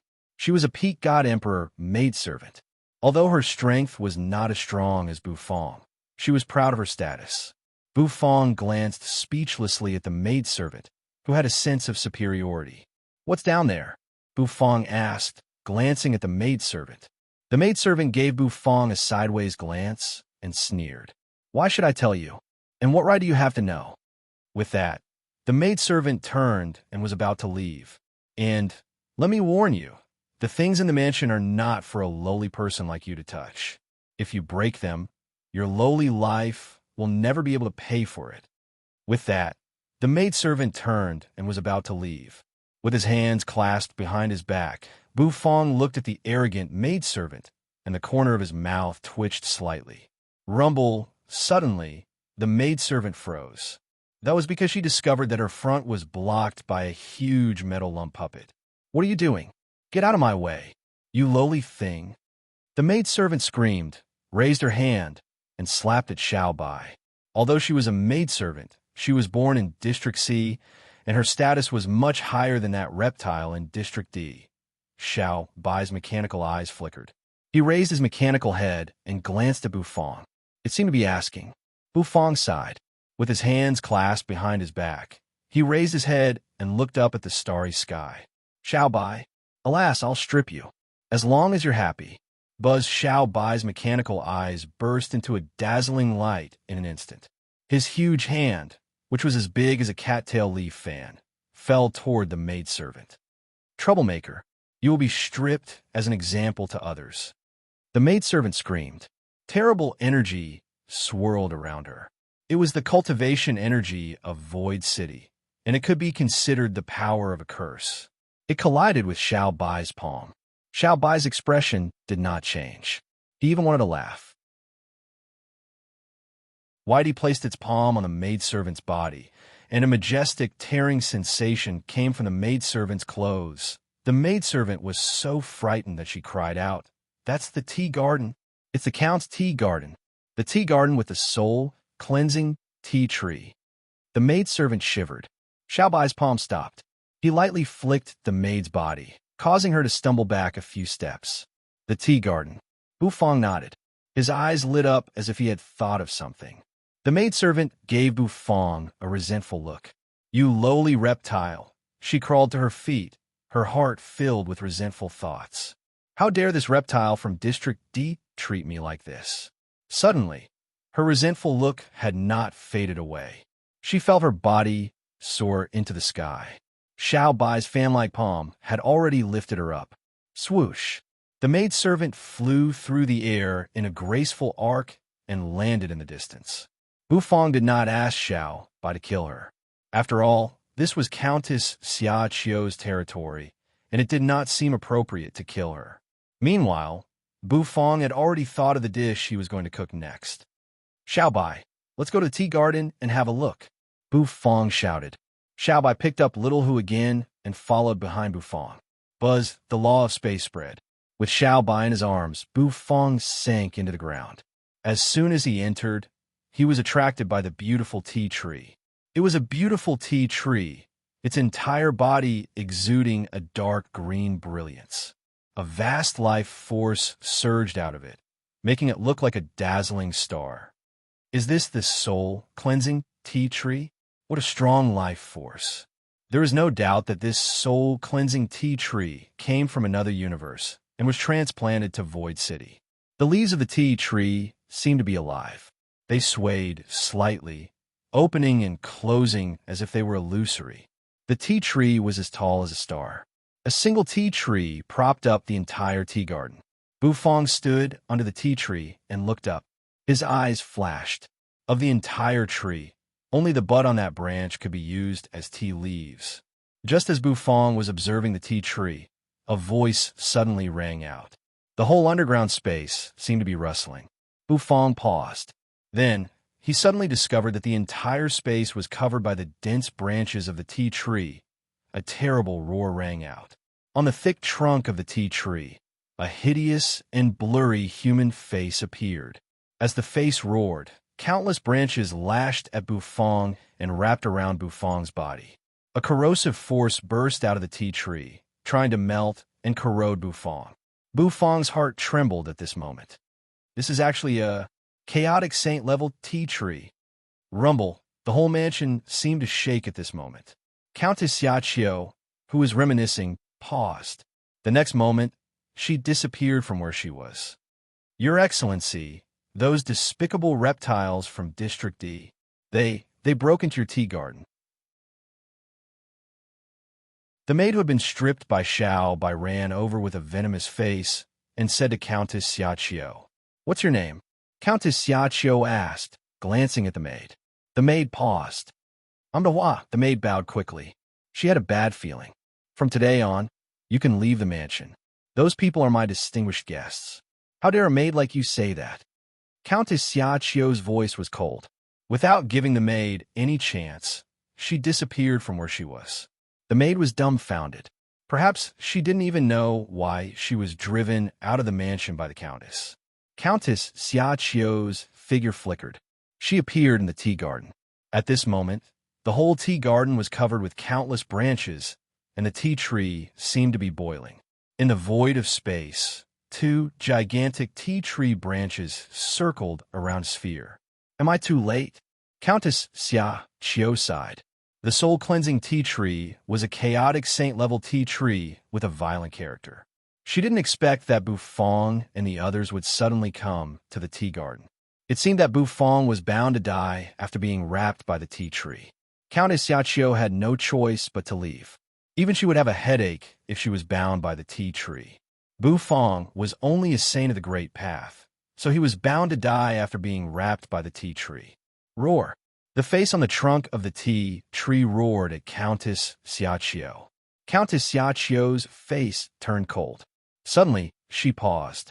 She looked at the tea tree ball that was wrapped by the face. A ripping sound rang out. The tea tree ball was torn apart.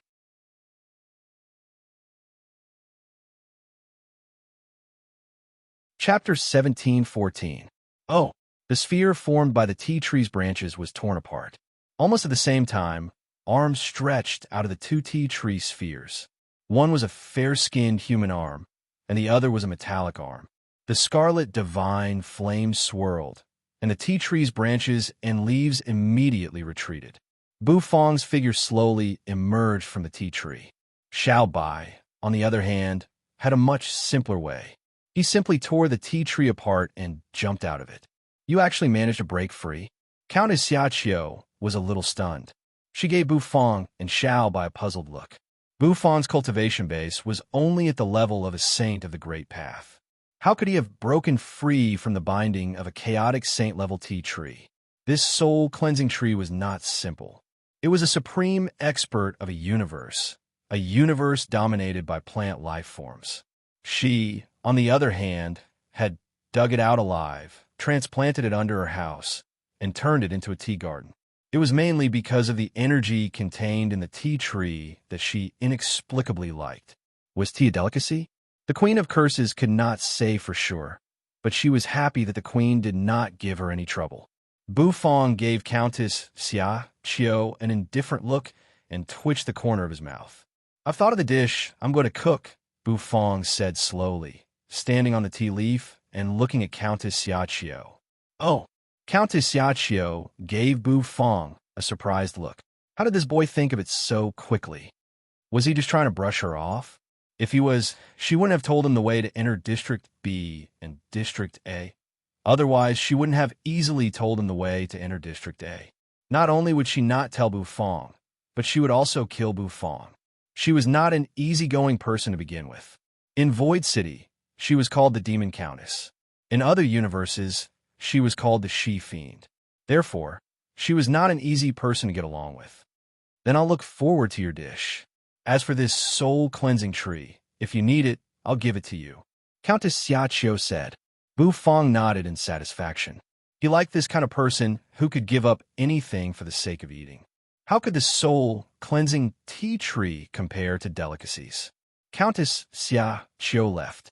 He disappeared on the spot, as if he had teleported. Bufong and Xiao Bai looked at each other, then turned around and looked at the soul-cleansing tea tree. Although Bufong was only a peak saint of the Great Path, his fighting prowess was comparable to that of a chaotic saint. Although the tea tree was the ruler of the universe, it was just an ingredient in front of Bufong. Buzz, a loud and clear dragon roar resounded. In the next instant, a dragon bone kitchen knife fell into Bufong's hand, shining with dazzling light. Then, the blade light descended, instantly flying toward the tea tree. Rumble! The entire Count mansion began to tremble. Countess Xia Qiu returned to the mansion. She crossed her legs, sat down on a chair, and held a cup of water. Looking at the ripples in the water, she exhaled softly. Beneath the ground, Bufong and Xiao Bai came out, covered in green mucus. In the end, Bufong obtained 3 resplendent tea leaves, which had mysterious patterns flowing on them. Just by looking at the patterns, one could tell that they were actually a kind of cultivation technique, a peerless cultivation technique that could allow one to cultivate to the level of a saint of the great path. Of course, in Bufong's eyes, they were just tea leaves. They were tea leaves that could be used to make tea eggs. Bufong put one of the 3 tea leaves into the heaven and earth farmland and asked Niu Han-san to hybridize it. As for the remaining 2, Bufong planned to use them to make tea eggs. Bufong could already imagine that these tea eggs would be the strongest tea eggs in all the universes. Since there were tea leaves, of course, there had to be eggs. To match the tea leaves, he naturally needed a chaotic saint-level egg. Bufong narrowed his eyes. With the tea leaves in hand, he came to the Countess's living room. It's done. Countess Xia Qiu sat calmly in a chair and drank the tea in a dignified manner. Bufong shook his head. I need another egg, an egg of a chaotic saint-level divine beast. Bufong said, Are you cooking? I can't believe you plan to use a chaotic saint-level egg. Are you crazy? Countess Xia Qiu's expression became a little strange. She curled her red lips and said, You chefs are all crazy creatures. Apart from me, there's only one other countess in District C who has a chaotic saint-level divine beast, Countess Adong. She has a divine pet, a chaotic divine phoenix who has just stepped into the level of a chaotic saint. It's a pity that my dark divine dragon is male and can't lay eggs. Otherwise, I wouldn't have recommended that bird to you. Countess Xia Qiu said. Bufong blinked. Xiao Bai raised his huge palm and touched his head. Why does tone sound so fake? Countess Adong leaves District C every 3 months to hunt in other universes with her divine phoenix. You can go to Countess Aitong's mansion and steal the egg at that time. Countess Xia Qiu spoke excitedly as if she had planned this. Bufong was dumbfounded as he listened. She even made a plan for Bufong, telling him when to enter the mansion, when to steal the egg, and how to avoid the 2 flaming turkeys guarding the phoenix nest. For some reason, Bufong had a feeling that he had boarded a pirate ship. 3 days later, District C, a loud rumble rang out, and the sonorous cry of a phoenix soared into the sky. The entire sky of District C turned scarlet. Many nobles chuckled. Countess Adong has gone hunting with her divine pet again. I wonder which universe will suffer this time. In the sky, a woman dressed like a Valkyrie stepped on a flaming chariot. In front of her was a huge, flaming phoenix the size of a star. The next moment, she disappeared. Meanwhile, in Countess Xia Qiu's mansion, Bufong and Xiao Bai began to form an array with their hands. Buzz, the array flickered. Bufong and Xiao Bai disappeared in an instant. Countess Xia Qiu rubbed her hands. For some reason, she felt a little expectant. It would be great if she could eat the egg of her sworn enemy's divine pet. In the phoenix nest, it sat in a rift in the void arranged by Countess Aitong's mansion. Xiao Bai and Bufong teleported over. They were right on top of the rift. Bufong looked at the rift, which looked like a huge eyeball, and the corner of his mouth twitched. The aura bursting out of the rift was extremely terrifying. At the same time, Bufong sensed that 2 turkeys, who were peak saints of the Great Path, were staring at him. The eyes of the 2 turkeys were very big, like the sun, bursting with divine radiance. Didn't Countess Xia Qiu say that these turkeys are sleeping at this time? Bufong was speechless. He exchanged a glance with Xiao Bai. Bufong took a deep breath. Xiao Bai, one for each of us. Make it quick. Pluck their feathers or skin them. It's up to you. As long as you're happy. Bufang said. The next moment, Bufang and Xiaobai immediately sped away. How dare you? How dare you trespass the Count's mansion? The two turkeys, one male and one female, spoke in human voices. The heavens and earth began to tremble. A terrifying rumble shook the entire district C in an instant. The guards of the Count's mansion moved in an instant. These guards were not weak, and it only took them about 3 breaths to arrive. In midair, Little Hu sat on Xiaopi's back in a daze. Xiaopi's compound eyes drooped, and he was spitting bubbles as if he were about to fall asleep. Little Hu raised his little paw and rubbed his nose. Then he saw the densely packed group of guards approaching from afar. The guards of the Count's mansion were much more numerous than those of the nobles, and their strength and fighting prowess were much stronger. Little Hu rose to his feet. Then his belly bulged. The next moment, the fox's mouth suddenly widened. The heaven god's blood flowed through his body, turning him from a white fox to a blood fox. Boom! Little Hu opened his mouth, and a vast amount of energy gathered in it. In a flash, countless soul demon meatballs shot out of his mouth. It gushed towards the densely packed guards. The guards did not expect that these people who trespassed the Count's mansion would be so bold. They could not believe that they would openly spit on them in front of the Count's mansion. Boom! Boom! Explosions broke out in an instant. In a flash, the whole Count's mansion was enveloped in flames. Do it, Bufang said to Xiaobai. Then, the dragon bone kitchen knife appeared, the black turtle constellation walk on his back, the white tiger stove under his feet, and the Chilan transmigration ladle in his hand. The law of space, the law of transmigration, and the law of time. The 5 supreme laws of the universe circulated in an instant, pushing Bufang's fighting prowess to the extreme. Cluck! In the blink of an eye, Bufang was fighting with the turkey. Xiaobai threw down his flag and rushed toward the turkey. In just a flash, Xiaobai was pecked by the turkey, who was as huge as a mountain. He covered his round head and ran back. The battle broke out too suddenly. The whole District C was boiling.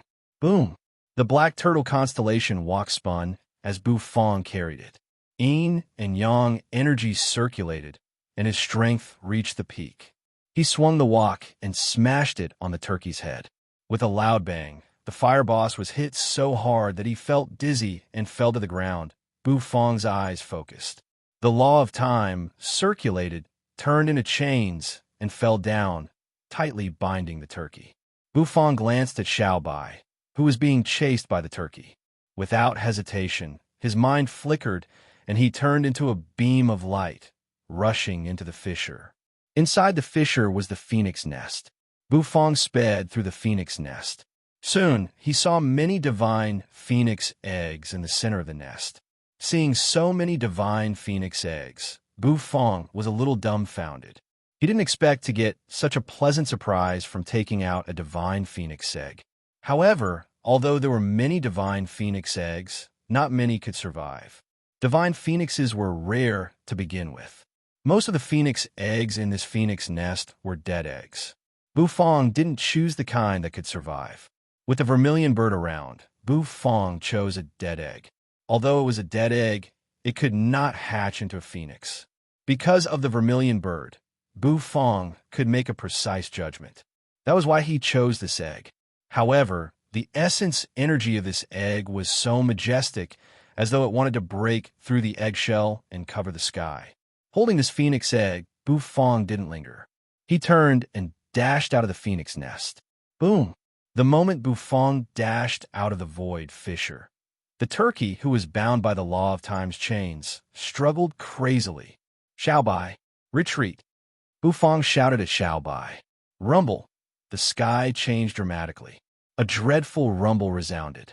The void cracked open, and the cry of the phoenix was loud and ear-piercing. The sound of the chariot's wheels rolling through the void echoed between heaven and earth. Bugs from District D. How dare you steal this Count's divine phoenix egg? You're courting death. A cold female voice rang out. Then, a huge sword of judgment fell from the sky, slashing toward Bufong and Xiaobai. This countess was very strong, a chaotic saint-level existence. She was not as strong as Countess Xiaqiao. But for Bufong, she was a great challenge. Bufong focused his eyes. He held the egg in one hand and raised the other. With the black turtle constellation walk in front of him and the 5 supreme laws of the universe wrapped around it, he resisted the sword. Boom! Half of the Count's mansion was turned into ruins in a flash. Bufong formed an array with his hand, and specks of light filled the air. Xiaobai, hurry up! Bufong shouted. Little Hu burped as Xiaopi, who had turned into a beam of golden light, rushed into the array. In the distance, Little White flew over, and its fan-like hands grabbed a turkey's head. It carried the huge turkey whose feathers had been plucked away and charged into the array formation. Bufong was speechless. However, it was too late for Bufong to say anything now. The divine phoenix's roar had already descended. A countess and a divine phoenix. The attack of 2 chaotic saint-level existences. Even Bufong did not dare to face them head-on. All of a sudden, in Countess Xiaqiao's mansion, a faint chuckle resounded. A black spear shot out of the mansion, pointing straight at the 2 chaotic saint-level existences in the sky. Boom! Taking advantage of this, Bufong slipped into the array and disappeared.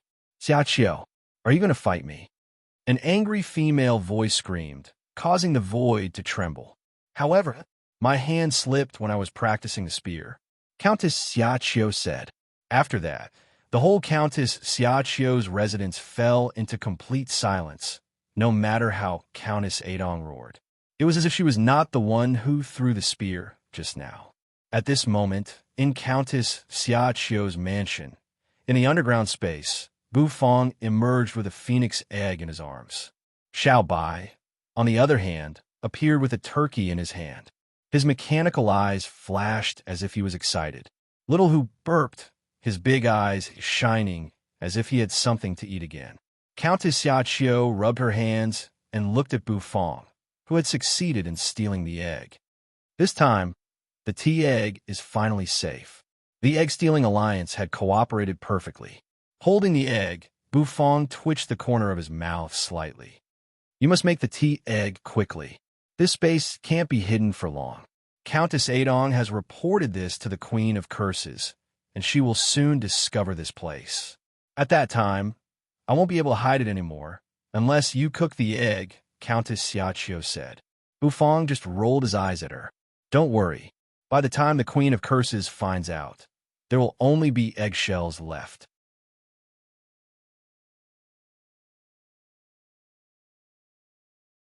Chapter 17:15. It was an egg shrouded in a powerful aura. The center of the egg seemed to be bursting with light. Bufong held the egg and patted it. Countess Xiaqiao had withstood Countess Aitong's anger for him, which had saved him a lot of trouble. Naturally, Countess Adong did not dare to fight Countess Xiaqiao. In Void City, Countess Xiaqiao was not weak. Countess Adong wasn't stupid enough to start a war with a countess over an egg. After Countess Adong asked the Divine Phoenix to examine the egg, she breathed a sigh of relief. What the other party had snatched was just a dead egg. If it were an egg that could be hatched, Countess Adong would have snatched it back no matter what. However, it was just a dead egg. Although it was also precious, Countess Adong had a lot of dead eggs. Therefore, she did not pay much attention to it. Inside Countess Xiaqiao's residence, Bufong came to the courtyard with the egg in his hands. Around him, many servants turned their eyes to Bufong. That was a divine phoenix egg. They wondered what this fellow was going to do with it. Countess Xiaqiao did not let too many people pay attention to Bufong. She asked everyone to leave the courtyard, while she looked at Bufong expectantly. She did not look forward to cooking. She just wanted to feel the feeling that the old man had been looking for. However, when she saw the divine phoenix egg, her interest was piqued. Bufong did not pay attention to the others. He washed his hands and was ready to cook the tea egg. He was making a dish with the tea leaves grown from a chaotic saint-level tea tree and the egg of a chaotic saint-level divine beast.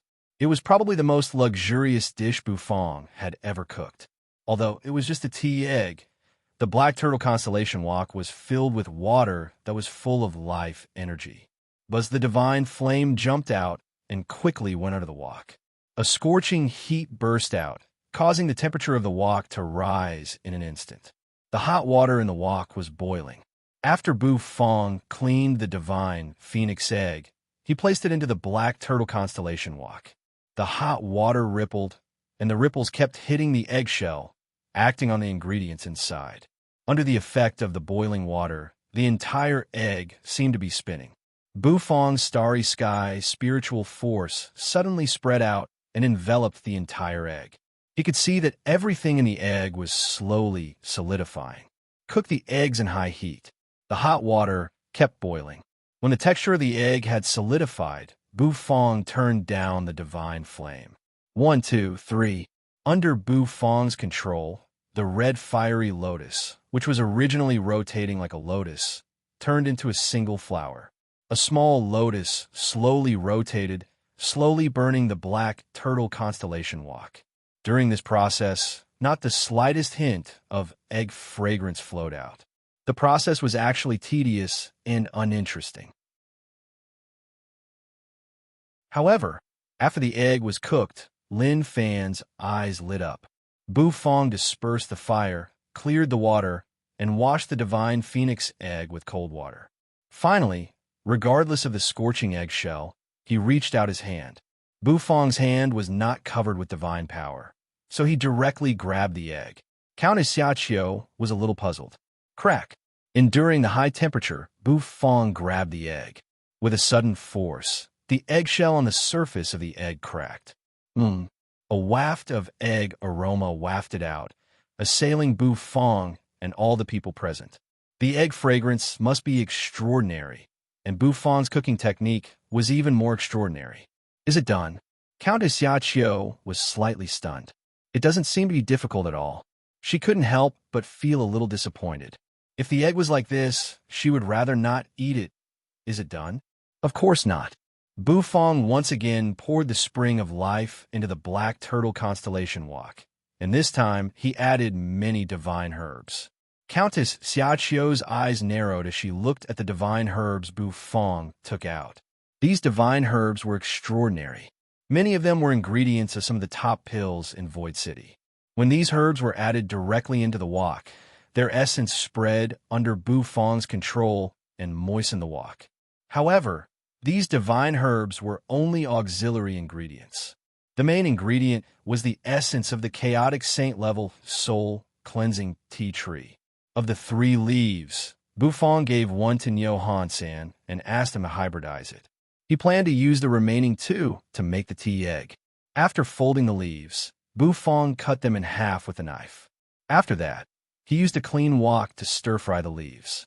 After Bu Fong stir-frying, the 2 leaves were still green and crisp, but a strong aroma of tea had spread from them. This aroma was the key. After stir-frying the tea leaves, Bu Fong put them into the Black Turtle Constellation Wok. A dreamy aroma spread, and a faint light wrapped the surface of the tea. The egg floated in it. The color of the soup also changed. Before, it was still a normal transparent color, but after adding a lot of ingredients, the color of the soup completely changed. It had turned auburn. The tea egg rolled in it, and the part where Bu Fong had crushed it was absorbing the soup hungrily. As the soup soaked into the egg, which was white and glittering with divine light, began to dim. It was as if its divine light had been erased. It was like a swan's egg had turned into an ugly duckling's egg. Bu Fong controlled the divine flame again, causing its temperature to rise. Soon, the scorching heat completely enveloped the tea egg. A whirlpool emerged in the Black Turtle Constellation Wok. The egg was no longer in the whirlpool. However, as it spun, the egg gradually emerged from the center of the whirlpool. The reddish-brown soup was flowing like the waves of the vast ocean. A vast amount of spiritual energy began to pour into the egg. The tea egg was about to take shape. At this moment, Countess Xiaqiu's eyes lit up. She was looking forward to eating this tea egg, but she didn't want to be targeted by the Queen of Curses because of it. Buzz, Countess Xiaqiu performed a hand seal, then a spinning array soared into the sky. It was a magic array that could isolate the Queen of Curses from probing. This kind of magic array was extremely precious, but Countess Xiaqiu used it here, just to have a bite of the egg. Rumble. The magic array spread and enveloped the whole mansion in a flash. It was as if a golden bowl had been poured upside down, covering the whole restaurant. During this period, no aura could leak out, and all probing of wills was isolated. Bufong didn't pay much attention to it. All his attention was on the tea egg. It was not that easy to make a tea egg. Bufong sat cross-legged opposite the black turtle constellation walk. His mental force was surging on his forehead, constantly sweeping out. Rumble, rumble. Bufong's mind was suffering from a violent impact. The tea egg was spinning. Very quickly, divine patterns finally appeared on it. Those divine patterns continued to cover it. 1, 2, 3. Before long, 9 divine runes emerged on the egg. These 9 divine patterns seemed to have condensed all the energy in the universe, causing the herbal tea egg to rise to a higher level. They were so dazzling that the ordinary tea egg became extraordinary. Chaotic energy filled the air. The chaotic energy was an aura that only chaotic saints could produce. Bufong sat cross-legged on the ground and closed his eyes. He closed his eyes, and there seemed to be boundless energy flowing in his spirit sea. Golden light gathered, and a wisp of chaotic energy slowly grew in his mind. At last, Bufong opened his eyes. The system's solemn and serious voice resounded in his mind. Congratulations to the host for completing a God of Cooking's menu dish. You have gained a wisp of chaotic energy. It was the long-lost system's voice. It was no longer as serious as before, but it made Bufong feel a sense of familiarity and comfort. The appearance of the chaotic energy had changed Bufong completely. Although this wisp of chaotic energy did not make him step into the chaotic saint realm from the Saint of the Great Path, it brought Bufong one step closer to becoming a chaotic saint. The modern heaven gods were all chaotic saints, and Bufong was getting closer and closer to this level. The better the food he cooked, the more chaotic energy he could obtain. This was undoubtedly good news for Bufong. As long as the dishes he cooked were of a higher grade, his cultivation base would continue to rise. However, at Bufong's current level, it was very difficult to cook a higher grade dish. Rumble. The change in Bufong naturally attracted Countess Xiaqiu's attention. She had never heard that cooking could improve one's cultivation base. The tea egg was done. The water in the wok was boiled dry. Only an egg was left, floating in the center of the wok. All that was left in the wok were the dregs of the divine herbs. This egg had condensed countless essences. It contained the energy of the divine egg and the essence of countless divine herbs. It was absolutely extraordinary. More importantly, an elegant aroma of tea, mixed with the aroma of the egg, filled the air, making it irresistible. Countess Xiaqiu was naturally familiar with this aroma because she drank it every day.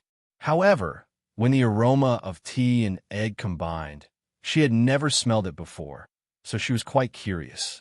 Rumble. Oh, Countess Xiaqiu's pupils constricted slightly.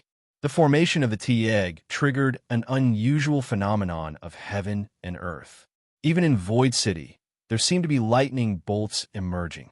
However, the moment these primitive disasters of heaven and earth emerged, Countess Xiaqiu's expression changed. If these fluctuations attracted the Queen of Curses' attention, everything would be over. She did not know if it was because of the array.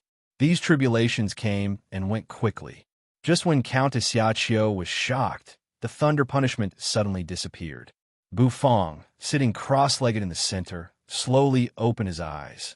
At that moment, there seemed to be chaotic energy swirling in his eyes. The chaotic energy startled Countess Xiaqiu. Bufong stood up and walked into the black pot. He took out the herbal tea egg. The tea egg was boiling hot, but Bufong didn't care. Carefully, he used his hands to peel off the eggshell, which was the size of a football. In the distance, the huge turkey that had been pressed to the ground by Xiao Bai had already been clucking. A divine phoenix egg had been cooked. The turkey was frightened. However, Xiao Bai's fan-like palm pressed down on the turkey, making it impossible for the turkey to move. The eggshell peeled off. The crystal-clear broth slid down from the soft, jade-like egg whites. It was full of elasticity. With a light flick, it swayed from side to side. Bufang grabbed the dragon bone kitchen knife. The glint of the blade fiercely descended and cut the herbal tea egg into 3 pieces. The reddish-brown egg white and the egg yolk that was covered with a layer of gray luster. A majestic aroma of eggs and tea wafted through the air. It really tickled the taste buds. Bufang took out a blue and white porcelain plate. He placed the 3 sliced herbal tea eggs on the plate. The side of the plate was decorated with 2 or 3 green tea leaves that still had water droplets on them. Bufang turned and nodded at Countess Xia Qiu in the distance. The 9-mark chaos herbal tea egg is done. Bufang said faintly. Rumble. As the dish was completed, a frightening aura descended. Countess Xia Qiu flashed and landed next to Bufang, her eyes full of solemnity. She seemed to be listening attentively. Bufang frowned. Inside the array, they were all a little nervous at the moment. What were they nervous about? Of course, they were nervous about the Queen of Curses. Time ticked by. Finally, Countess Xia Qiu exhaled. The Queen of Curses did not respond. It seemed that the array had fooled her. Countess Xia Qiu's heart skipped a beat. Then, her eyes fell curiously and eagerly on the herbal tea egg in Bufang's hand.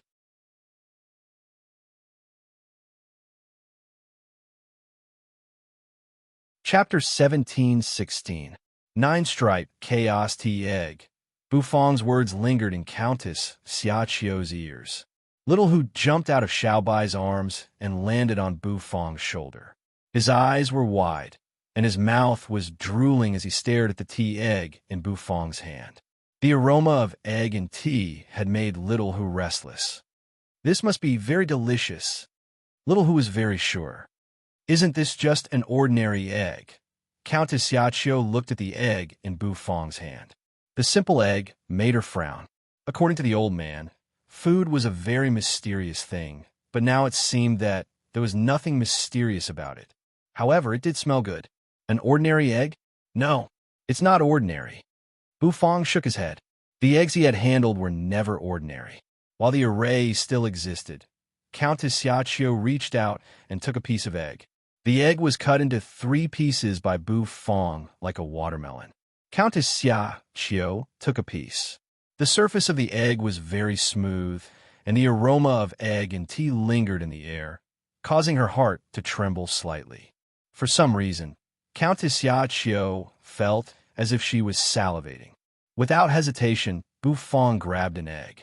Little Hu, on the other hand, held an egg in his hands, his little eyes narrowed into crescents.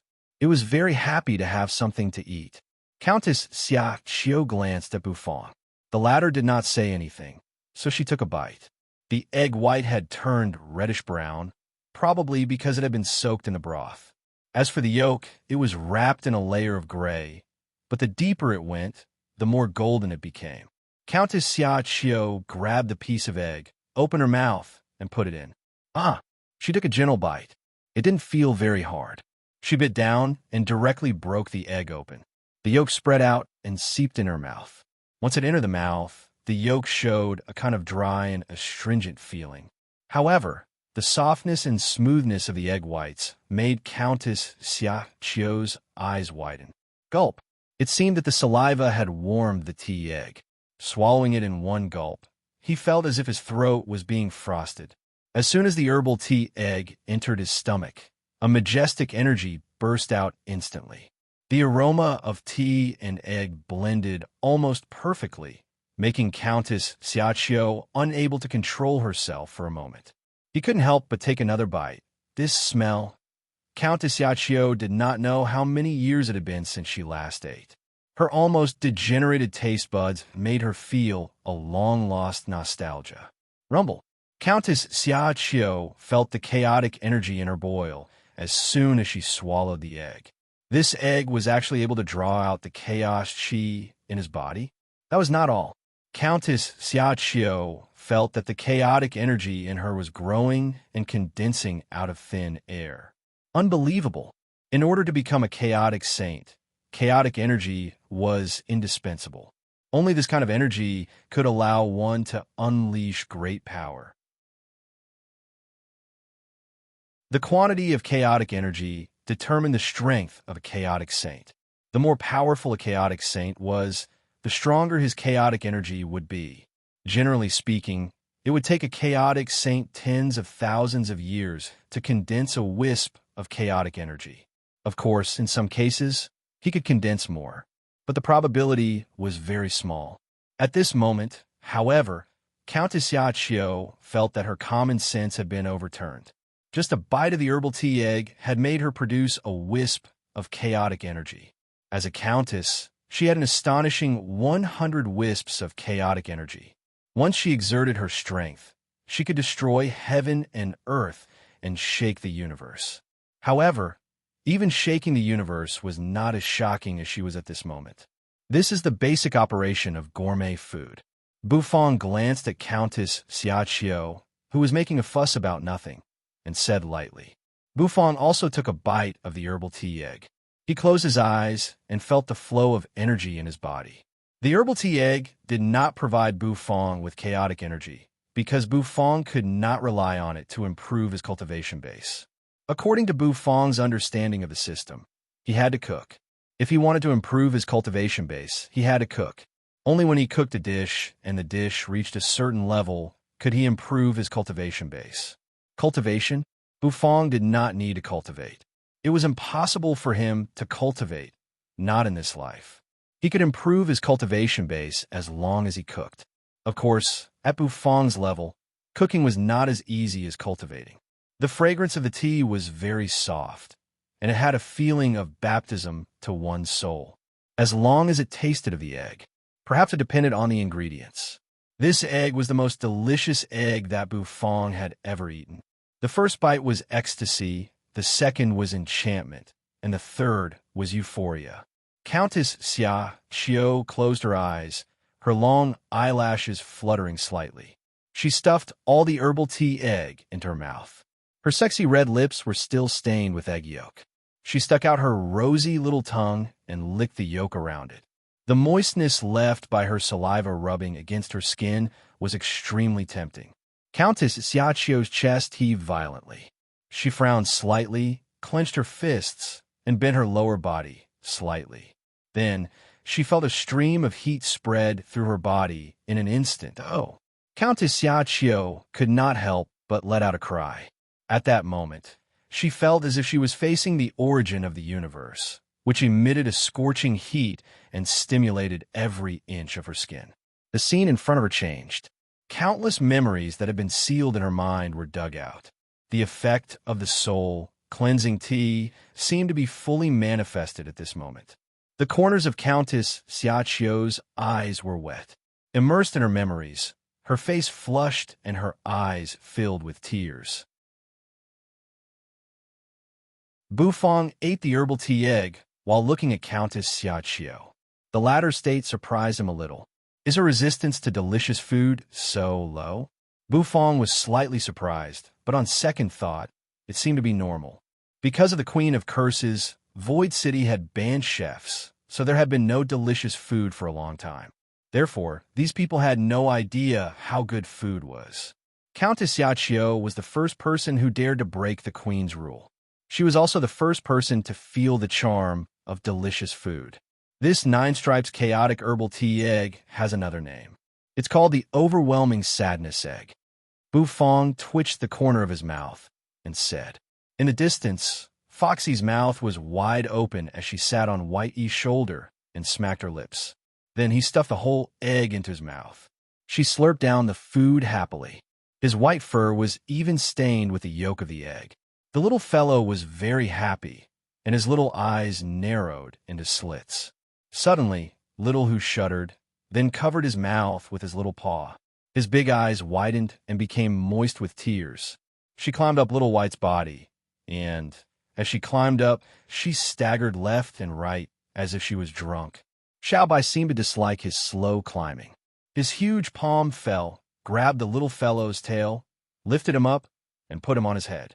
Xiaobai glanced at little Hu, whose eyes were hazy with tears. The bubble he spat out burst with a pop. It seems that the power of the overwhelming sadness egg is great. Bufang twitched the corner of his mouth slightly as he looked at little Hu's drunken appearance. There was no wine in the tea egg, but it was still intoxicating. In fact, it was not the wine that intoxicated people, but the story. Because the tea egg could bring out people's most primitive memories and sad emotions. Countess Xia Qiu staggered. Her face flushed, and she panted violently. She staggered a few steps, her slender legs slightly bent, and she sat on the ground. Her legs were crossed, and her eyes were misty. She said she wanted to feel the old man's fascination and love for food. She wanted Bufang's dishes to make her feel that way.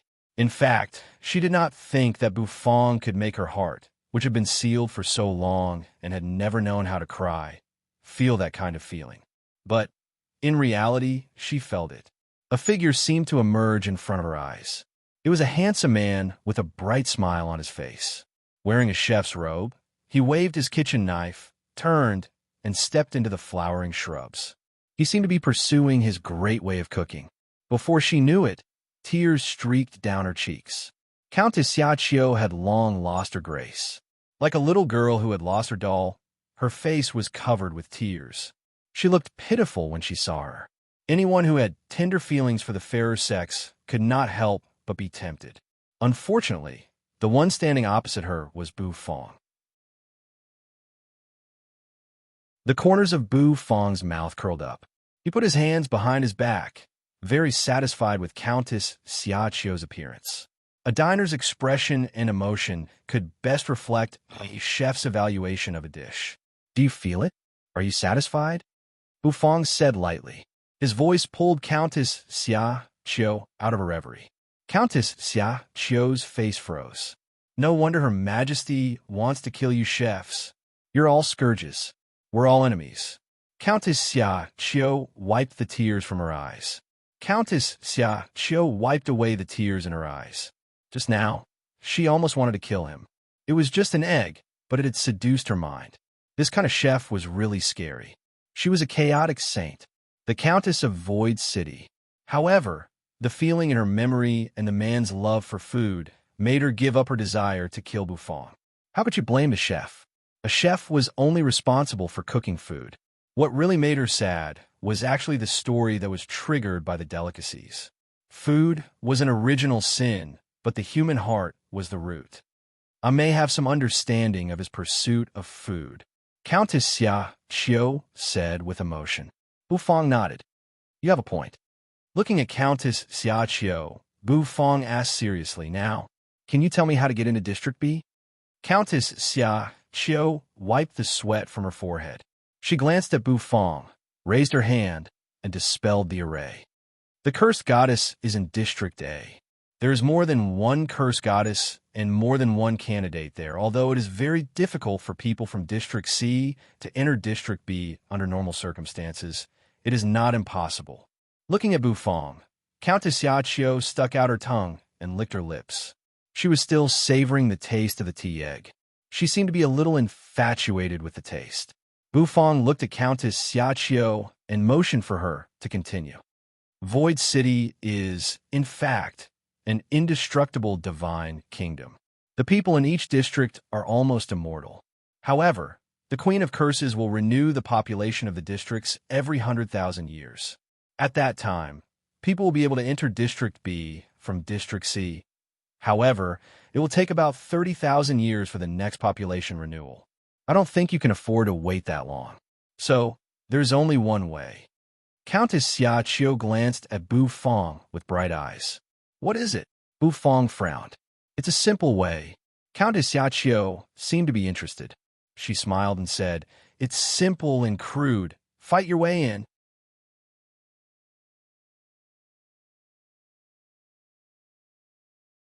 Chapter 1717. Fight your way in. Countess Xia Qiu's words made Bufang a little speechless. He did not expect that it would be such an unreliable suggestion. Fight my way in. If I had known earlier, Bufong would not have had to go through so much trouble in the first place. Why did I have to cook a tea egg to conquer her?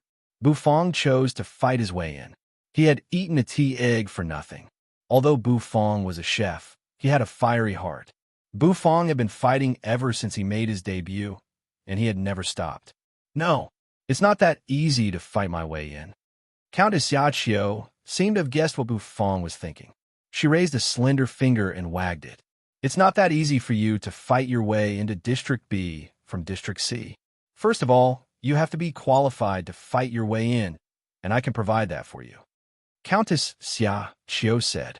Bufong nodded to show that he was still listening. You should know the fighting pit, right? That's the entrance to District B. Countess Xiaqiu said. Void City is very big, and it's divided into 4 districts, A, B, C, and D. Let's not talk about District D, because there's nothing special about that place. But District A, B, and C are different. These 3 districts are all prosperous districts. Although they are similar, there are also differences. Although they are all under the jurisdiction of the Empress, she usually does not show her face. After all, she is a high and mighty figure. So, they rule according to the rank of nobility. District A is governed by dukes. You saw the noblewoman next to the cursed goddess earlier. She is one of the 3 dukes of District A. She is also one of the supporters of the cursed goddess you are looking for, Duchess Yunlan. Further down is District B. The people in District B are marquises, and there are also 3 marquises. District C is the count. I don't need to explain that. You should know, Countess Xiaqiu said. Oh, what does this have to do with fighting my way in? Bufong asked in confusion. Although the Queen of Curses renews her population every 100,000 years, although Void City looks peaceful, the competition in the mainland is surging. Every year, there will be a competition between the candidates for the title of nobility in District A. Those who lose will be demoted to a lower-class district, while those who win will be promoted to a higher-class district, Bufong said. You are currently in District C. I can give you the qualifications to participate in the competition for the title of nobility. As for whether or not you can make it, that will depend on your own luck. Countess Xiaqiu said with a smile. The rules were not complicated. Bufong quickly understood that it was the same principle as natural selection. There were nobles in every district, and the nobles competed for the title of nobility in every district. If Bufong wanted to enter District B, he would have to fight for the title of nobility. All right, that's the end of our conversation. I'll settle the issue of the title for you. Tomorrow morning, go to the ring fighting arena in District C and wait. Countess Xiaqiu's face turned cold, and she didn't want to say too much. With a wave of his hand, his figure disappeared. The corner of Bufong's mouth twitched slightly as he watched the Countess disappear. He had a feeling that this woman was a little unreliable. Countess Xiaqiu disappeared. Bufong turned to look at Xiao Bai and the others. Little Hu lay on Xiao Bai's head with a silly smile on his face. As for Xiaopi, he was still spitting bubbles like a Buddha. As for Xiao Bai, his mechanical eyes flashed. He raised his huge palm and pointed inquiringly at the turkey he had pressed to the ground. The chicken was shivering in fear at the moment. Xiao Bai, do you want to eat the chicken? Bufong was slightly taken aback. Xiao Bai raised his hand and scratched the back of his head. The corner of Bufong's mouth twitched slightly. The law of time spread, sealed the turkey's body, and threw it into the heaven and earth farmland. Niu Han-san should be very interested in this chicken. In the depths of Countess Xiaqiu's residence. At this moment, Countess Xiaqiu's heart was pounding. The feeling made her tremble all over, as if a fear came from the depths of her bloodline. Her slender legs moved quickly, and finally, she came to the great hall. In the great hall, all the servants and maids remained motionless, as if time had stopped. In the main seat of the Countess in the hall, there was a woman dressed in a plain veil with her back facing her. Countess Xiaqiu shuddered when she saw the figure. With a thud, Countess Xiaqiu fell to her knees. My queen, the woman did not look back, but the invisible pressure she exuded made Countess Xia Qiu tremble all over. It's over, she thought she could hide it from the queen, but it turned out that she could not. The queen was not someone she dared to deceive. Countess Xia Qiu felt as if she was only one step away from death. The plain-veiled woman looked ordinary. There were no energy fluctuations coming from her body, nor were there any chaotic aura fluctuations. She was so plain that she looked like an ordinary person who had never cultivated in an ordinary continent in a small world. But in fact, she was the queen of curses, the supreme existence who ruled over Void City. She was a terrible existence who could destroy half of the starry sky with a flick of her sleeve. "Is it delicious?" she asked. Her voice was as gentle as jade, like pearls falling on a jade plate, or like a bashful, half-covered face. "My queen, Countess Xia Qiu's pupils constricted. "You only need to answer me. Is it delicious or not delicious?" she said. Her voice was full of majesty. "It's delicious." Countess Xia Qiu's expression was somewhat conflicted. However, she stubbornly did not regret it. It was the first time she had tasted delicious food, but she felt emotions she had never felt before. It made her understand that man's lifelong pursuit. So, she had no regrets. You shouldn't have eaten it. Delicious food is something more terrible than curses. It will bring you closer to destruction step by step. There was no emotion in the queen's voice. "Of all the countesses, you are the only one who is a cursed goddess. In fact, you are very similar to me, but you are very lucky." The Queen of Curses' figure became blurry. Countess Xia Qiu felt a sense of suffocation closing in on her. She could not help but gasp for breath. Her pupils constricted. It was as if an invisible hand had brushed across her face. The cold touch made her feel as if she had fallen into an ice cave. At that moment, her mind went completely blank. The taste of delicious food, the sorrow that the tea egg brought her, all of them were completely sealed in the depths of her heart at this moment. Countess Xia Qiu, who had regained some of her humanity because of the delicious food, regained her indifference. That's right. The emotion of delicious food will corrode your heart and leave your body and mind riddled with holes. Countess Xia Qiu's hair fluttered, as if an invisible hand was combing through it. Continue with your plan. Let him participate in the competition for the title. I'm looking forward to the moment when he stands in front of me. I've been looking forward to it for a long time. A faint voice lingered in Countess Xia Qiu's ears. She looked up, her face expressionless. "Yes, Your Majesty." Countess Xia Qiu bowed respectfully to the void. As for the woman in the void, she had already disappeared. Everything went on as usual, as if nothing had happened. The servants could move again. They did not feel anything at all and continued to do what they were supposed to do. That night, Bufang received a token sent by Countess Xia Qiu's servant. The word Viscount was engraved on it. This must be the token of qualification that Countess Xia Qiu mentioned. Only by possessing this qualification token would one be able to step into the ring-shaped arena. It was made of an unknown metal. It was cold and heavy, and it felt as heavy as a mountain in his hand. This should be a token made of a star core, Bufang thought to himself. As expected of Void City, it's rich and overbearing. A star core that can be made into a token is definitely not an ordinary star core. When Bufang held in his hand, he felt that the flow of energy between heaven and earth had become much faster. It was indeed a divine artifact that could help one's cultivation. No wonder the overall strength of the nobles in Void City was much stronger than that of the common people. Furthermore, the token also contained a strong curse power. It was as if it contained some divine power.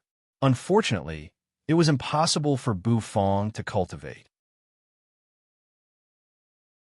He would never do so in this lifetime, so it was a pity that he had lost this token. The night was long. Bufang entered the heaven and earth farmland. The spiritual energy in the farmland today was extremely rich, and it was not weaker than the cultivation environment of the divine dynasty. The cultivation bases of his apprentices had skyrocketed. However, This was not the focus of Bu Fang's attention. Bu Fang went to find Johan San. The fellow was crossbreeding the leaves of the soul, cleansing tea tree with the leaves of the 9 Revolution Great Path tea tree. After talking with him for a while, he left the heaven and earth farmland. In terms of crossbreeding, Bu Fang was not as good as Johan San. If heaven did not give birth to Johan San, crossbreeding would be like a long night. Well, it was a quiet night. The next day, the sky was clear. Bu Fang left the Count Mansion with Xiao Bai, Little Hu, and the others. Bu Fang did not see Countess Yaqiu. Bu Fang had no regrets about this. They walked through District C. The whole district was huge. It was not much smaller than a divine dynasty. There were teleportation arrays everywhere in the district. The popularization of these arrays made transportation in the district very convenient. Of course, there are also all kinds of mysterious chariots. These chariots were also a means of transportation, but they were much slower than arrays. The location was marked on the token. Bu Fang soon arrived at the fighting pit. It was different from the fighting pit in District D. The fighting pit here was gorgeously decorated, extremely lively and noisy. Rumble, the towering steel gate, sealed off the fighting pit in the district. Bu Fang, who held the token, was also a noble. Bu Fang did not expect this. Bu Fang came to the steel gate. With a thought in his mind, the Viscount's token immediately floated up and soared into the sky. Rumble, Bu Fang felt a powerful pressure bearing down on him. He narrowed his eyes slightly. He discovered that there was a figure sitting on top of the steel door. It was a formidable figure with an incomparably powerful aura. Bu Fang's heart skipped a beat. The other party was a chaotic saint, and not an ordinary one. The chaotic energy he possessed was not weaker than that of Countess Xiaqiu. The man raised his hand.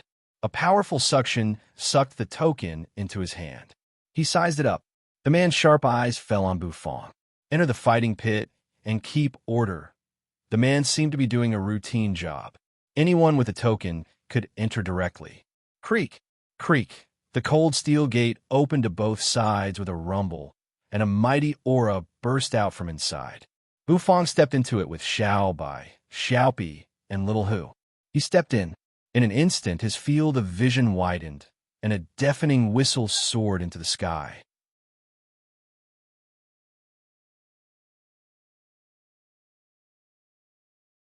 Chapter 17:18.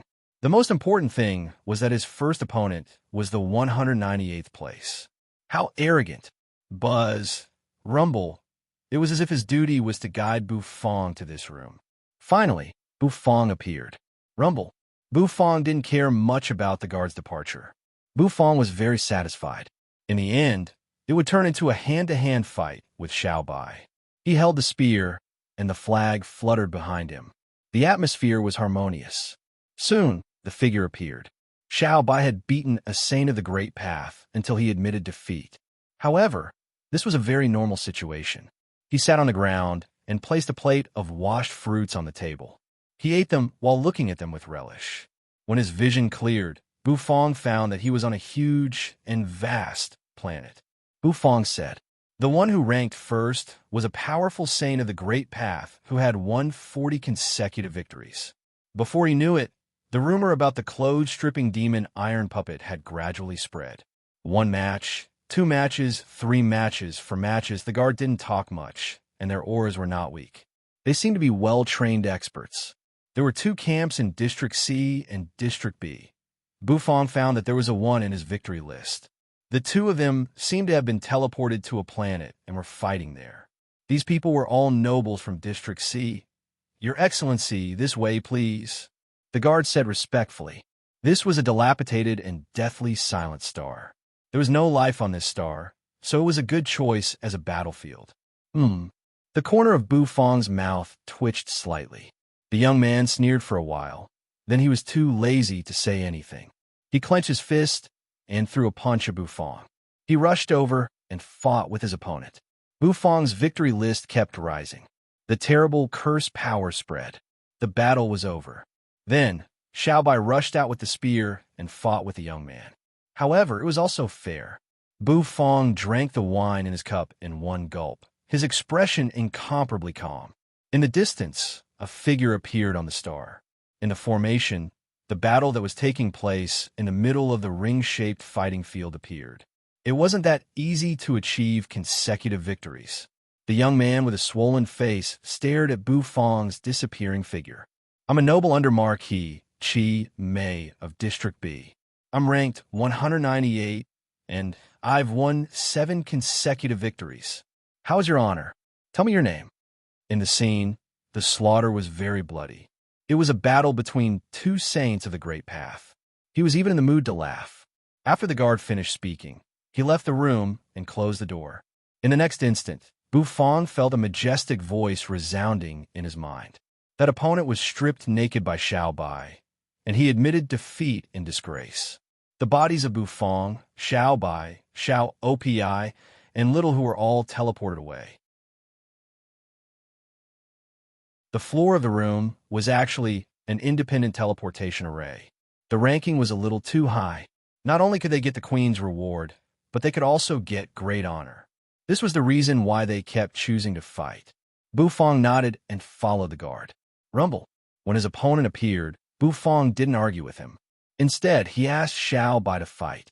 There is also a gap between the level of Saints of the Great Path in District C and District B.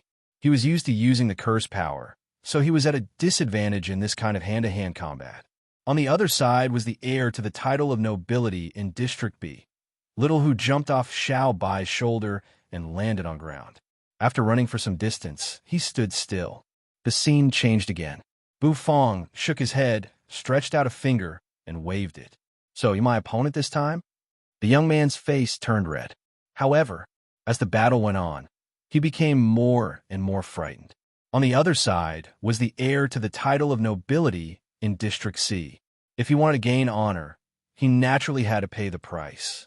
What kind of fighting technique was this? The young man swung his great axe and fought Xiao Bai. As for the candidates for the title of nobility, the floor of the room lit up. The young man was pinned to the ground and beaten violently. Xiao Bai raised his hand. The young man said coldly. His opponent was from District B. Without hesitation, Bu Fang activated the array again. Newcomers? Some people could have advanced long ago, but they still chose to fight for the title of nobility. The next moment, he came to the array. However, as the number of battles increased, Bu Fang's opponents became stronger and stronger. Those who fell behind would be eliminated. This was the law advocated by Void City. He didn't take a puppet seriously at first. Bu Fang was now a nobleman in District C. There were many people competing with him, and they definitely outnumbered 95-37. Rumble. The young man's aura fluctuated. His cultivation base, at the level of a Saint of the Great Path, gave him enough confidence to be arrogant. Bu Fang's number was 95-37, which was also the room number. Bu Fang pointed at Xiao Bai and said, "Your opponent is him." Bu Fang returned to the room. The fighting pit would always keep an eye on the contestants and assign them opponents. The young man flew into a rage when he saw that. He protected himself with one hand while fighting back. Xiao Bai should be considered his weapon. A fight between Saints of the Great Path was naturally not ordinary. The power of the cursed sword turned into a black cursed snake and swarmed toward Bu Fang. With a ripping sound, his clothes were torn to shreds. The young man felt a chill run down his spine. The scene was so terrifying that it was a great shock to his mind. Otherwise, he would really lose all his face. Your Excellency, you have the Viscount's token, so you can get a room in the fighting pit. This will be your base, and your number will be linked to the room. He sat down on a soft sofa, poured himself a glass of wine, and took a sip. Just one puppet was enough to suppress him to such an extent. With a jolt of his mental energy, he immediately activated the formation. He was somewhat frustrated. It took him so long to deal with a puppet. The young man was aggrieved. The consecutive defeats over the past few days had disheartened him. Bu Fang said, after thinking for a moment. It was a burly young man with a huge axe on his back. The clothes-stripping maniac was like a fish in water here. He glanced at Xiao Bai. Xiao Bai's mechanical eyes flashed, and he threw out a slap. After all, the cultivation resources were different. Buzz, no. It's not me. Considering the size of District C, Bu Fong understood why there were so many people in the fighting pit. The people in District B were very strong. At least, they could easily deal with the experts in District C. Bu Fong watched a few more matches. However, Bu Fong was not in a hurry to sign up. The young man was bewildered. The flesh and blood on his body fell off, looking extremely hideous. The array in the corner was the registration array. As long as he guided his mental force into it, the registration would be successful. A clanging sound rang out. He looked at the projection array in front of him. The young man chose to admit defeat. The fighting pit was extremely lively. The rules were cruel. After Xiao Bai evolved, he became stronger. As long as someone got close to him, they would not be able to use energy. Bu Fong was stunned. This young man was actually so awesome. After Bu Fong entered, not long after, someone came to receive Bu Fong. This combination was too strange. Bu Fong said, the noble from District C had his body obliterated. Only his remnant soul was left, drifting back miserably. Bu Fong sat on the sofa. With his hands clasped behind his back, Bu Fong's vermilion robe fluttered slowly in the cold cosmic wind. The Iron Puppet's fighting style was not conventional at all, and it was a close-quarters fight. Of course, his ranking was very low. Rumble, the guard said. It was another dead star. There was no doubt that this figure was Bu Fong's opponent. Every impact, every attack, made him feel extremely uncomfortable. Bu Fong began to look around the room. It was not very big, but it had everything he needed. To enter District B, he needed to win 10 consecutive matches against the nobles of District B. Only then would he have a chance to advance and qualify for the next round. In fact, the nobles of District C who wanted to rush into District B were all existences at the level of saints of the Great Path. The power of the curse corroded the nobles of District C and made them fall to the ground. The young man's face was swollen, and he was a little sad and angry. Fortunately, his opponent was a newcomer, so his match was not broadcasted by the projection array. Xiao Bai's mechanical eyes flickered. The fighting pit was the way to get into District C. Bu Fong stepped into it, with Xiao Bai at his side. Little Hu lay on Xiao Bai's shoulder, and Xiao Opi nestled on Xiao Bai's head, blowing bubbles. Bu Fong clapped his hands, spat out a fruit shell, and left with Xiao Bai. There were sofas, wooden tables, and chairs made of divine beast skins, as well as all kinds of strange projection arrays.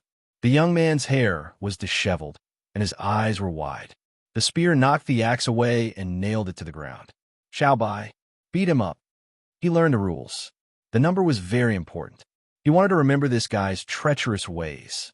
Buzz despicable. This is my subordinate. If you can't even defeat my subordinate, you're not qualified to be my opponent. The number of people in the fighting pit was beyond Bu Fong's expectation. Being able to enter District B was not only a change in status, but also a supreme honor. Bu Fong nodded. He discovered that the puppet had already wrapped itself around his body without him noticing. It was the same for a saint of the Great Path. What the hell? For the experts of District B, it was actually very interesting to fight for rankings in this fighting pit. Slash. In the room, there were many corners. Boom. The whole planet was blasted apart. The battle was fierce, and it ended in a miserable way. Suddenly, the young man focused his eyes, and the cursed power wrapped around his body, bursting out with a terrifying aura. Xiao Bai's mechanical eyes flashed, and the flag behind him soared into the sky in an instant, smashing the cursed snake into pieces. Countess Xiaqiu had said that if they wanted to enter District B from District C, they had to fight their way in. Xiao Bai and the young man kept fighting. The planet below began to explode, and flames soared into the sky. I don't have a ranking. I'm a newcomer. It was a guard in black armor. His duty was to guide Bu Fong and the other candidates who had entered the fighting pit. Bu Fong's buttocks sank deep into it. This comfortable feeling caused Bu Fong to be somewhat intoxicated. Following behind the guards, Bu Fong came to a small room around the fighting pit. There was a crystal tablet in the room, on which were the rankings and records of the battles. He turned his eyes and rested them on Bufong. His opponent was this skinny young man. Bam! As for the people of District B, if they lost in a row, they were likely to be eliminated. A mere puppet dares to be my opponent. Powerful energy swept out like a waterfall. Even his lower body was torn apart.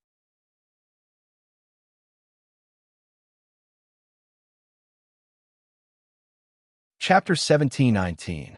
A Clothes-Stripping Maniac. A clothes-stripping maniac had sneaked into the ranks of the candidates, and he specialized in stripping people's clothes in battle. This news rapidly swept out like a storm, and in an instant, it had spread throughout the entire ring-shaped battle arena. 5 consecutive victories. Bufong had won 5 consecutive victories. His ranking on the ranking list continued to rise, and very quickly, he reached around the 500th rank. However, this was not the main point. He rested for a while. He was tired from eating and needed time to digest. While Xiao Bai was fighting, he sat on the side and ate spirit fruits. Bufong decided to eat something else. If he only ate spirit fruits, his mouth would be tasteless. He sent his mental force into the array. As the array in the fighting pit began to operate, according to Bufong's ranking, it began to choose an opponent for Bufong. Before long, the identity of the opponent was determined. Bufong came to the battlefield with Xiao Bai, Xiao Opi, Little Hu, and the others. This time, it was not a dead planet, but a planet that was beginning to give birth to life. The planet was covered with green vegetation. Xiao Bai grabbed the metal spear and was already eager to try. As for Bufong, he patted Xiao Bai's belly as if to give Xiao Bai a little encouragement. After that, he walked to the side. Little Hu and Xiao Opi lay on his shoulders. Bufong took out the black turtle constellation wok and began to cook something to eat. He changed the shape of the wok. After a while, the wok became like a cannon barrel. In the distance, Xiao Bai's opponent had appeared. This time, it was also a saint of the Great Path from District B. His aura was stronger than that of an ordinary saint of the Great Path. However, Xiao Bai was fearless. He brandished the spear and rushed forward. The name of the clothes-stripping maniac had already spread throughout the fighting pit. This expert naturally did not dare to be careless, and his battle with Xiao Bai was in full swing. Mountains collapsed, and the earth cracked, and tsunamis shook the heavens. The battle was also broadcasted by the projection array. Many people in the ring-shaped arena had witnessed the battle. It's Zhao Yu, ranked 103rd in District B. Zhao Yu has won 8 consecutive victories in the past, so he's extremely powerful. Many of the nobles of District C even dream about the dueling ring. This crazy clothes-stripping demon is done for. Zhao Yu isn't that easy to deal with. Many people saw this scene through the projection formation, and they all felt that Xiao Bai would definitely lose. Of course, Bufong did not care about this at all. At this moment, he was preparing the food in front of him. The black turtle constellation wok transformed into a cannon barrel and was placed horizontally in the air. The divine flame drilled out and landed around the black turtle constellation wok. It began to burn intensely, causing the black turtle constellation wok to spin continuously. In the distance, the battle was in full swing. On the other side, Bufong was cooking quietly. He waited until the black turtle constellation wok was incomparably warm. Bufong took out a piece of corn. This was no ordinary corn. It contained an enormous amount of divine energy. Bufong peeled off the corn kernels one by one and put them in a blue and white porcelain bowl. Then he absorbed all the water in it. While Xiao Bai was fighting, Bufong threw the corn kernels into the black turtle constellation wok, which had turned into a cannon barrel. As the corn entered the wok, Bufong spun the black turtle constellation wok. It caused the corn to spin in the wok. Crack, crack, crack, crack. All of a sudden, the deafening sound of the cannon's fingers rang out. Every blast seemed to cause the ground to shake violently.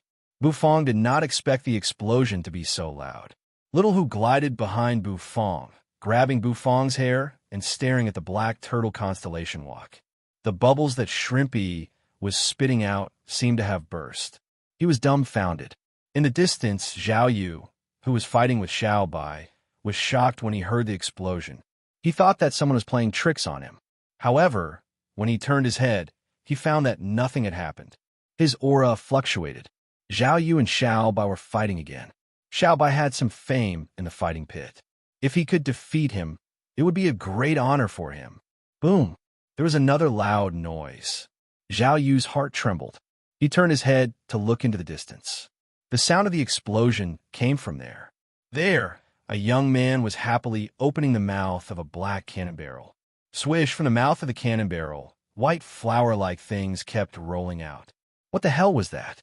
There seemed to be a strong fragrance lingering between heaven and earth. Zhao Yu was a little surprised when he saw that.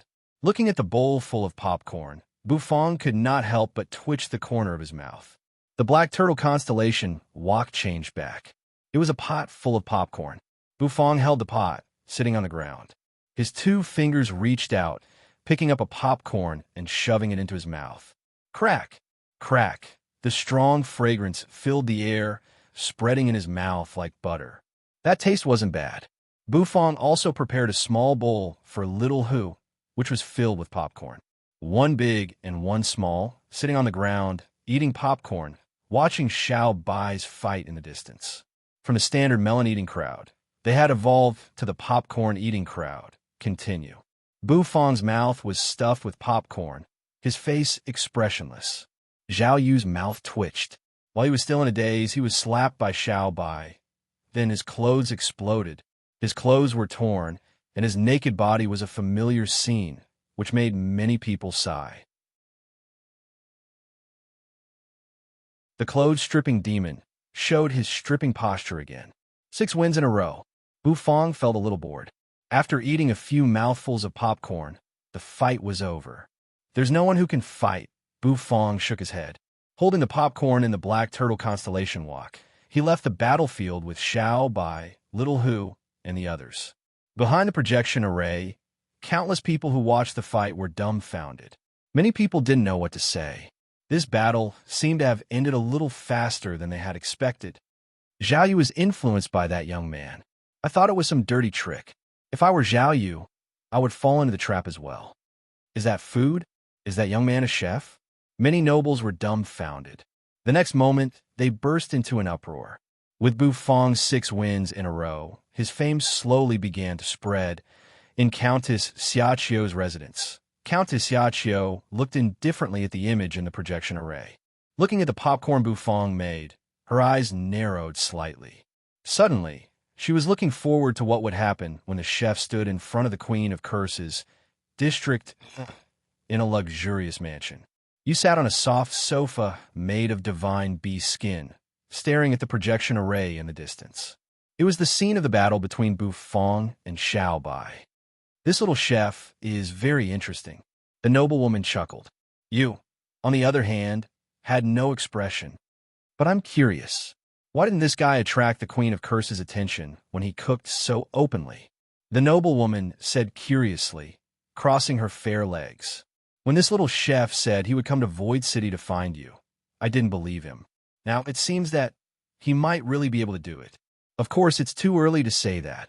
Buzz, Bufang activated the array again. It spun.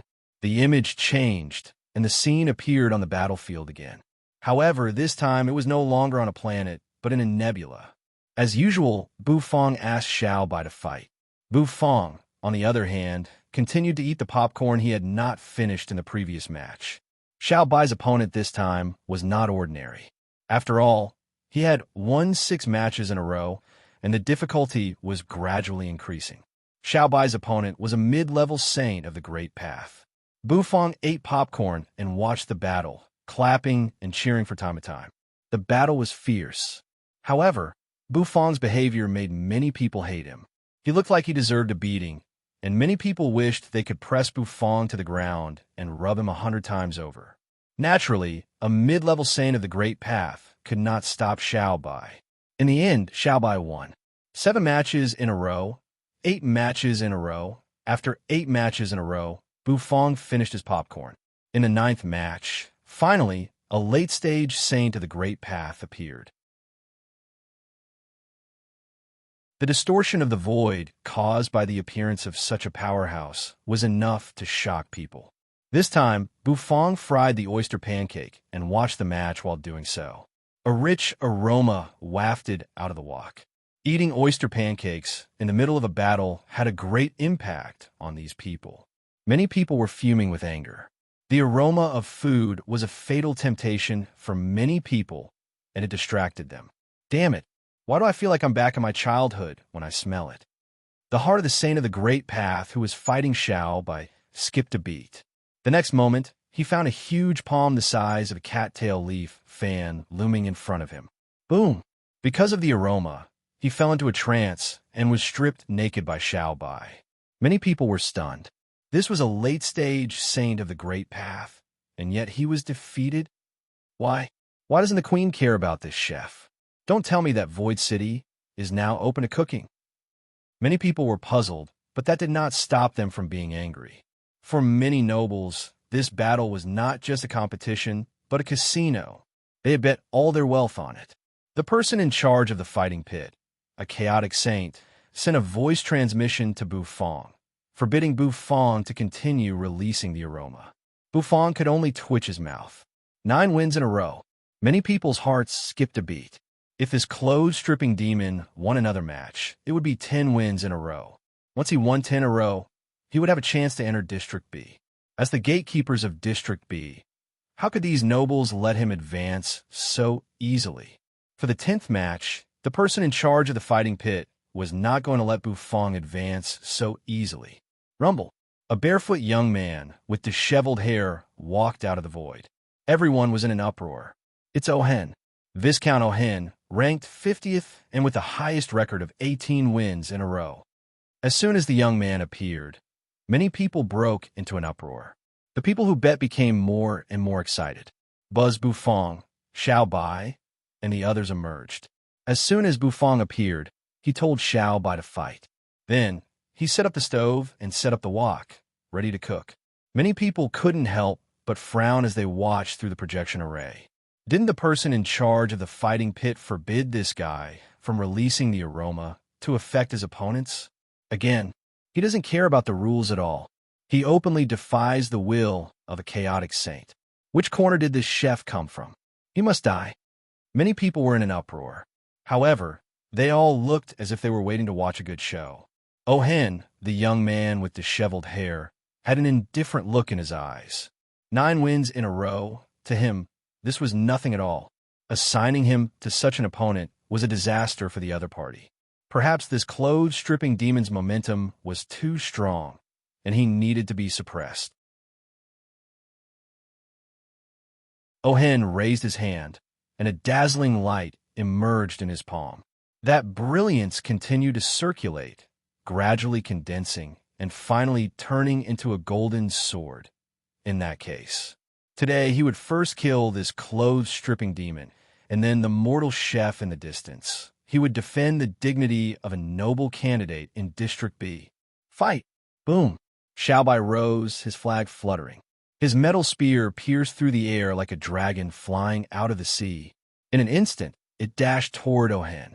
Ohen's face didn't change. Holding the long sword, he was about to slash down.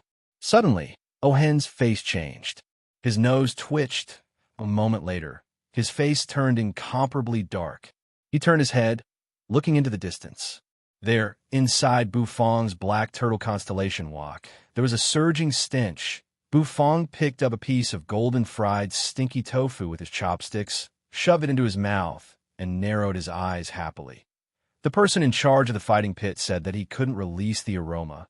It shouldn't be too much to make stinky tofu.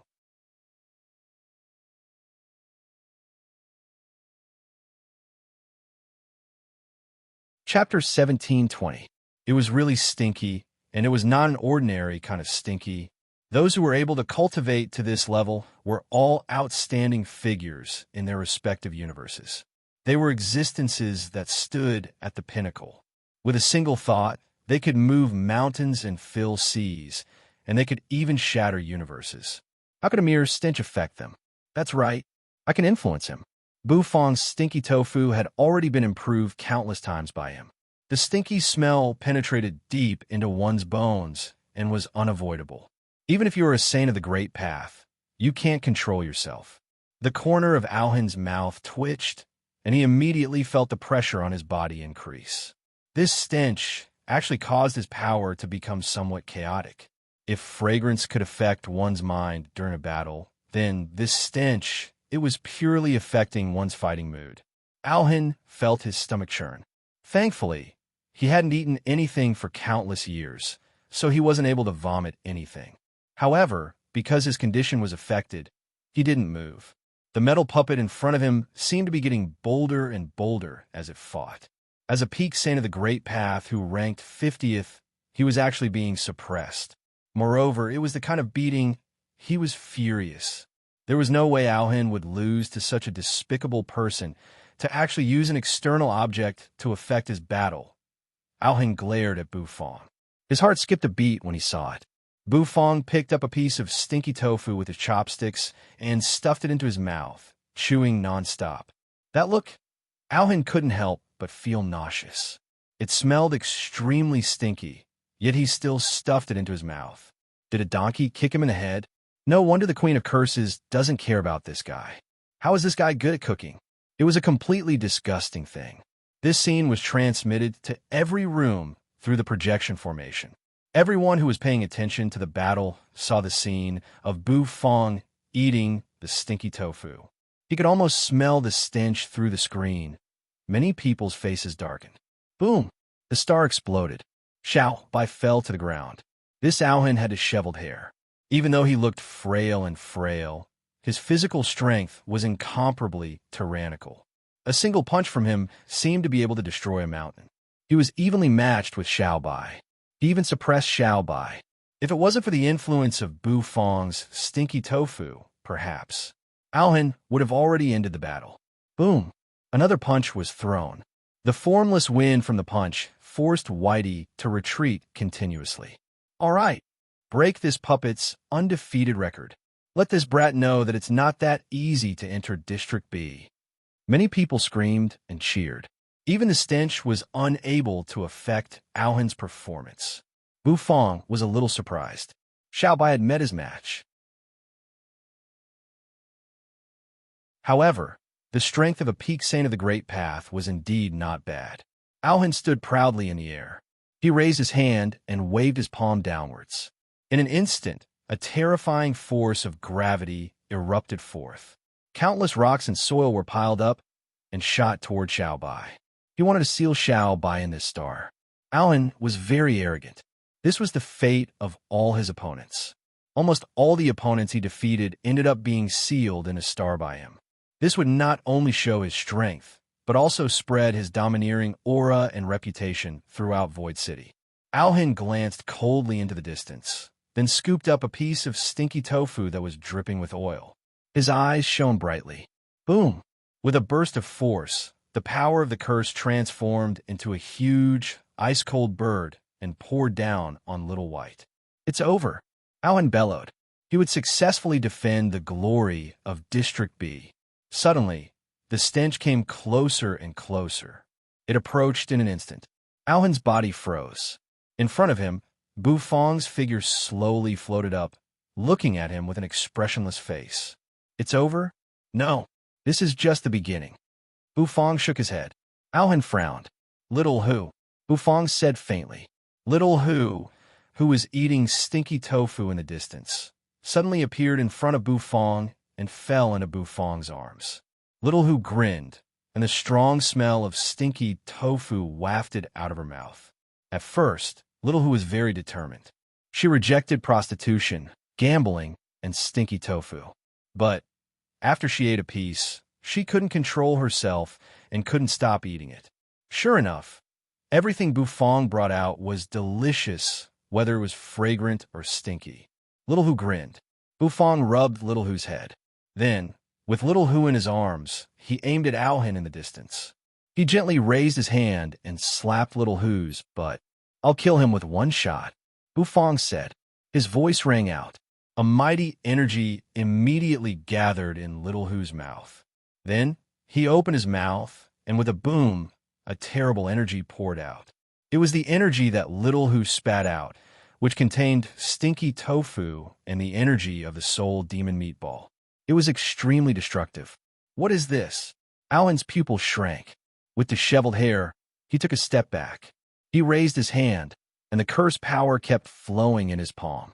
At last, it turned into a punch, which he threw at the cannonball that Little Who had spat out. He wanted to smash the cannonball, which was as big as a star, with one punch. The punch hit it. Inside the cannonball, a billowing stench spewed out in a simple and violent manner. The stench wrapped around the cannonball made its power even more obvious. Alhin's face stiffened, and his breathing relaxed. The cannonball poured down on him. At the last second before he was knocked down, he could only cry out unwillingly. "It's stinky." Boom! A huge ditch appeared in front of him. Alhin fell miserably at the end of the ditch, his hair disheveled, and his aura fluctuating. He had been defeated, miserably defeated. There were tears of humiliation in his eyes, and his body was stained with the stench. All the people in front of the projection array were dumbfounded. After a long silence, they soon burst into an uproar. Good heavens! Alhin was defeated. So, that boy is the real contestant? The previous 10 consecutive victories were the result of one of that kid's puppets. The crowd was dumbfounded. The next moment, they burst into an uproar. Some people did not believe it, but it was the truth.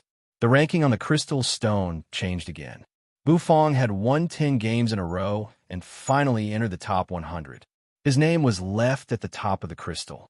Now that he had won 10 games in a row, Bufong had also obtained the qualification to enter District B. Bufong glanced at Alhin, who was shedding tears of humiliation. The next moment, he pulled Xiao Bai out of the mound of dirt. The group of people disappeared from where they stood in an instant. In this battle, Alhin, who was ranked 50th, had suffered a crushing defeat. In that case, who else could stop Bufong? Could it be that the top 10 of the crystal ranking had to make a move? Bufong returned to his room. In fact, the entire fighting pit was in an uproar. After so many years, there was finally an existence in District C who was qualified to fight for the entrance ticket to District B. Many nobles in District C were shouting excitedly. The qualification battle was different from the ranking battle. The qualification battle would be held directly in the middle of the fighting pit. At that time, the nobles would be able to watch the competition with their own eyes. Bufong returned to his room. After a while, someone knocked on the door of the room. The door was opened. The black-armored guard appeared once again. However, this time, the black-armored guard handed him a cold invitation. "Dear sir, congratulations on winning 10 games in a row. This is the ticket to the qualification battle. Please keep it. The qualification battle is divided into 3 rounds. You must win all 3 to be qualified to enter District B," the black-armored guard said to Bufong. Bufong nodded, took the ticket, and the guard left. The door of the room closed again. Bufong returned to the animal skin sofa. As soon as he sat down, his whole body sank into it. However, the feeling of being wrapped in softness made him feel very comfortable. This ticket was a card made of an unknown material. It was covered with the power of the curse. Bufong played with it for a while, then put it away. Before the qualification battle began, Bufong had 3 days to rest. He could use this time to conserve his energy. However, Bufong didn't care much about this. After all, in the ranking battle, Bufong didn't do much. In the 10th round, he helped to hold Little Who and fire a cannon. With 3 days to rest, Bufong entered the Heaven and Earth farmland. He found Johan San to see the results of his research. Johan San had basically buried his whole heart in the path of hybridization. What was special was that he really managed to figure out a way to do it. When Bufong arrived, his expression changed. Johansen's face was tired. His eyes were sunken, and his lips were dry. His mental energy was almost drained, and he looked weak as if he had overindulged. He handed a golden seed to Bufong, and without turning his head back, he plunged into the wooden hut and fell into a deep sleep. Bufong pinched the gold seed, feeling that this seed wasn't ordinary at all. Of course, he still needed to verify what was different about it. Fortunately, he had nothing due these 3 days. Thus, he stayed in the heaven and earth farmland. The heaven tree swayed, and the 9-revolution great path tea tree shone brilliantly. Bu Fong pinched the seed, choosing a good spot in the farmland. 80, the 8 treasures pig, and the 3-eyed wild lion surrounded him, curious about what Bu Fong wanted to do. The blood lobsters in the river of life waved their pincers. The entire heaven and earth farmland was full of vitality. Bu Fong dug a hole, planting the seed. He watered it with a life spring water. The water was absorbed by the tree in just a blink of an eye. Shortly after, a wave of majestic life energy burst out from the hole in the tree. Swish! A tender sprout broke through the soil, like a graceful young girl, revealing her tender body that was about to blossom. Bu Fong lightly exclaimed, because he discovered that this sprout seemed to be somewhat different from the others. The newly emerged shoot had the vitality of a god emperor. As it grew, it wouldn't be a problem for it to reach the level of the soul-cleansing tea tree. The important thing was this tree's future development was immeasurable, because it had fused with the heaven tree, the 9-revolution great path tea tree, and the soul-cleansing tea tree. He didn't expect that Niu Han San could really study it. Bu Fong sat cross-legged on the ground. His hand pinched the flowing light, sprinkling it into the seed. He pinched the time law, sending it into the seed. The tea tree kept growing at a speed visible to the naked eye. In an instant, it surpassed the heaven tree and the 9-revolution great path tea tree, reaching into the sky, the top of which couldn't be seen. And the tea tree's aura was incomparably majestic, and a will was even brewing in the tea tree. This will was absolutely loyal to Bu Fong. What a powerful aura! The corner of Bu Fong's mouth twitched slightly. The strength of this new tea tree was not weaker than the chaotic saint-level soul-cleansing tea tree. Buzz, the senseless lotus, which had been growing on the heaven tree, fell off. It turned into a stream of light and landed on the new tea tree. The petals of the senseless lotus seemed to be constantly rolling, like a dream.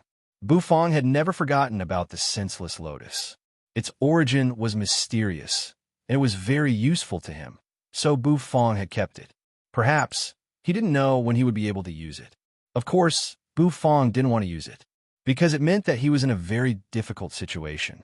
Look at your tree. It's so magnificent and strong. I'll call you the 9-revolution chaos tree. Bu Fong clasped his hands behind his back, the corners of his mouth twitching slightly. It had the characteristics of the 9-revolution great path tea tree, the divinity of the soul-cleansing tea tree, and the immortal nature of the heaven tree. This 9-revolution chaos tree was incomparable and would become an incomparably firm pillar of the heaven and earth farmland. The chaos tree seemed to understand Bu Fong's words and swayed its branches. Majestic spirit energy spread throughout the heaven and earth farmland, making it boil again. Now, the strength of a blood lobster in the heaven and earth farmland was close to the God King level. It was very terrifying. Bu Fong stayed in the heaven and earth farmland for a few days, watching the growth of the chaos tree. Then, he remembered that there was still a qualification battle. So, Bu Fong left the heaven and earth farmland and returned to his room. Back in his room, Bu Fong looked at the time, and the corner of his mouth twitched. Through the projection array, he could see that the qualification battle seemed to have begun.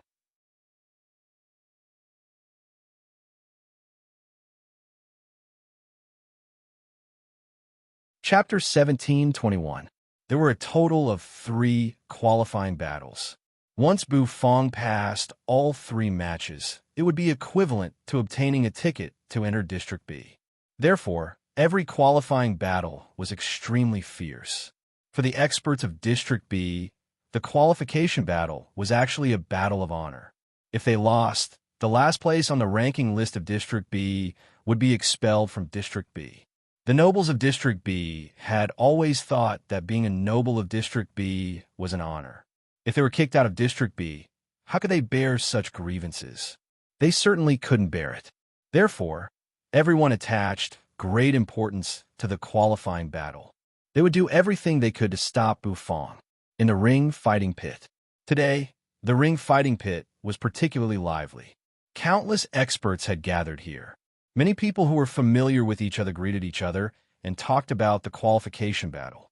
To start the qualifying battle, one needed to win 10 consecutive victories. In fact, it was not easy to win 10 consecutive victories among so many experts. Moreover, it was an aristocrat of District C who had won 10 consecutive victories. If it were someone from District B who had won 10 consecutive victories, the qualifying battle would not have started. Because, in the eyes of the people in the ring fighting pit, it was normal for an expert of District B to win 10 consecutive victories. For the people of District C, this was a glory and a ray of hope. If someone could break into District B, it was tantamount to giving them confidence. Therefore, this battle attracted almost everyone's attention. It was not only the experts in the ring fighting pit. Many people in District A, B, and C were even watching the projection deployment. When Bufang leisurely arrived at the ring fighting pit, eating an oyster pancake, the whole place was so noisy that the sky was about to be overturned. Bufang stuffed the oyster pancake into his mouth and stepped into the ring. In the middle of the ring fighting pit, an old woman wrapped in a black robe was already sitting cross-legged there. She was the person in charge of the ring fighting pit, a chaotic saint. Of course, she did not have much chaotic energy. She should have just entered the chaotic saint realm and could not be compared with Countess Xiaoqiu and the others. On the right side of the old woman, a young man with a sharp longsword on his back stood there. The young man was dressed in a blood-colored robe with blood-colored patterns, which made him look strange and evil. He was Bufang's opponent in the first round. He was ranked 10th on the Crystal Stone list.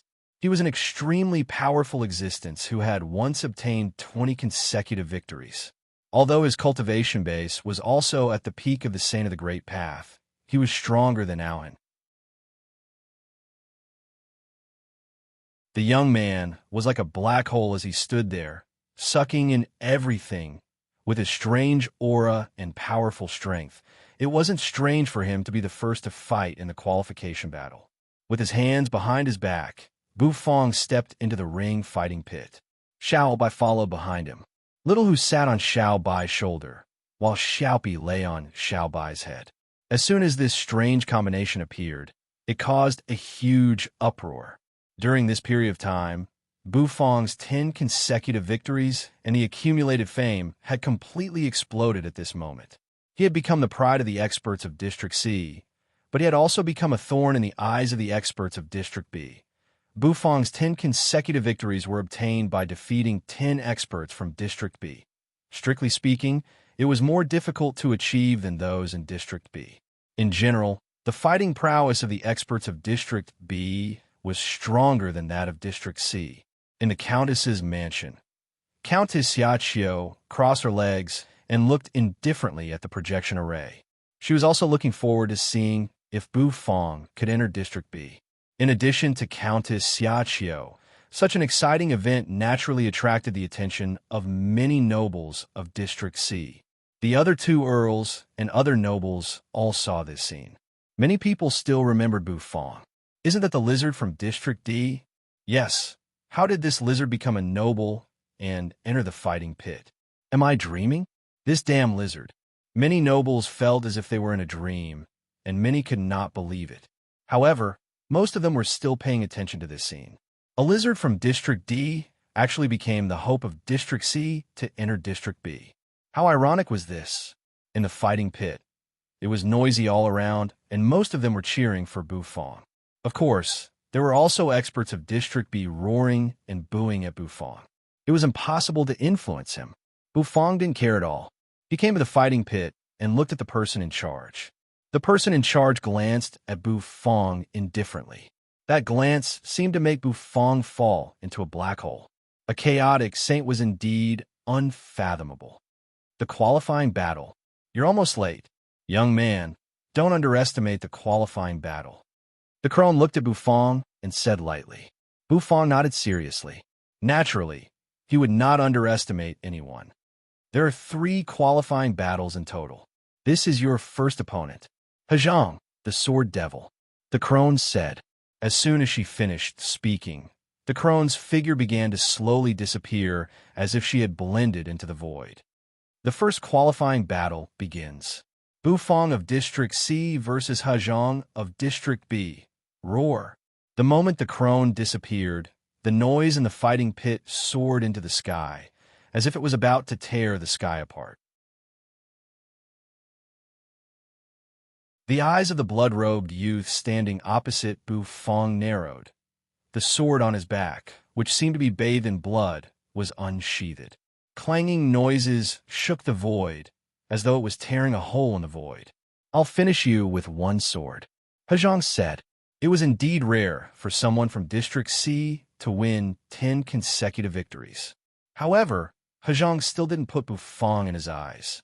If it were him, he could easily win 10 consecutive victories. The power of his curse was a blood curse. The sword technique formed by combining the sword Dao with a blood curse could cut through everything. Boom. Hajong's spiritual consciousness controlled the blood-red sword, and the sword immediately streaked across the void, creating a series of afterimages. A sonic boom rang out in the void.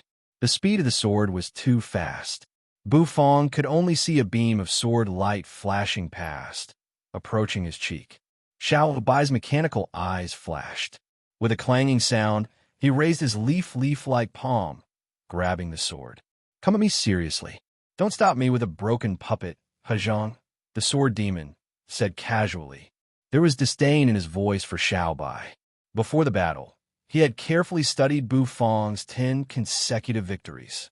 Although Xiao Bai had fought in each of the previous battles, Hajong had seen Bufong in the last one. If it were just Xiao Bai, Hajong naturally wouldn't put him in his eyes. However, Bufong was too mysterious. He couldn't see his trump cards or strength.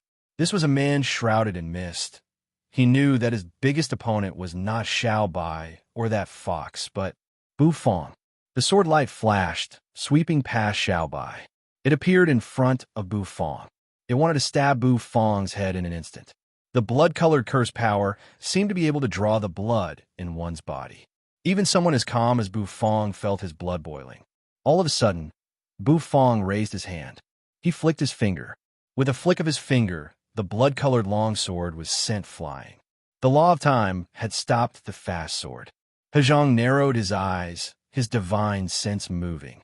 The sword turned into thousands of swords, stabbing toward Bufong. Xiao Bai, Bufong said. Boom. Xiao Bai, who was ignored, moved instantly. Like a primordial ferocious beast, it instantly charged down. He closed in on Hajong. Hajong frowned. Although he didn't put Xiao Bai in his eyes, the latter's immunity to divine power was still tricky. Hajong retreated. He raised his sword fingers. Instantly, the blood-colored power gathered, turning into 2 sword slaves. Holding swords, they charged toward Xiao Bai. The surrounding audience was boiling with excitement. The qualification battle was indeed extraordinary. It was exciting. In just a flash, the battle that broke out made them exclaim. Bufong clasped one hand behind his back, the other hand holding the power of law. The constantly flowing power of law blocked the sword energy. Hajong was a little surprised by Bufong's strength. He didn't expect the latter to resist for so long.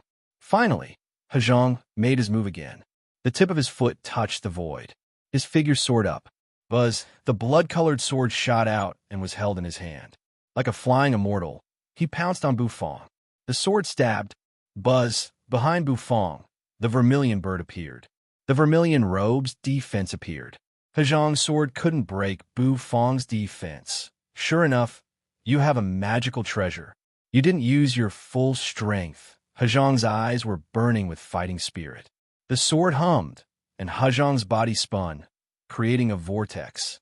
Each sword strike carried a murderous aura and went straight for Bufong's vital parts. Bufong kicked out, hit the tip of the sword, and retreated to the distance. Bufong landed on the ground. He raised his hand. In the distance, Little Hu turned into a stream of light and shot over. Bufong held her in his arms. Bufong's hand shook. The perishing pot, the death sword pot, and the soul demon meatball were all stuffed into Little Who's mouth. Foxy didn't refuse any of the food and ate with relish. Little who was slender and slender, was now round. However, none of this was her fault. He ate the food. It was like a cannonball. Little Who's mouth suddenly bulged. The next moment, a powerful energy brewed and flowed in Little Who's mouth. Hajong landed on the ground. Blood-colored energy filled the air and seemed to turn into clouds. His eyes were sharp, and there seemed to be countless swords swirling in them. Each of them could shatter a star. Amidst the thousands of swords, one by one, blood-colored swords condensed. "It's useless," Hajong sneered. He had long studied Bufong. "Rumble," Hajong roared. His hair spread. The dazzling aura made the atmosphere in the fighting pit even more intense. The experts who had bet on Hajong couldn't help but stand up excitedly. "Rumble." Tens of thousands of swords joined together and turned into a sword array. 10,000 swords killing array. "I'll kill you with one move." The sword array over Hajong's head was extremely powerful, like a fiend god who had awakened from the chaos. The power of this sword array was not weaker than Tong Tian's immortal slaughtering sword array.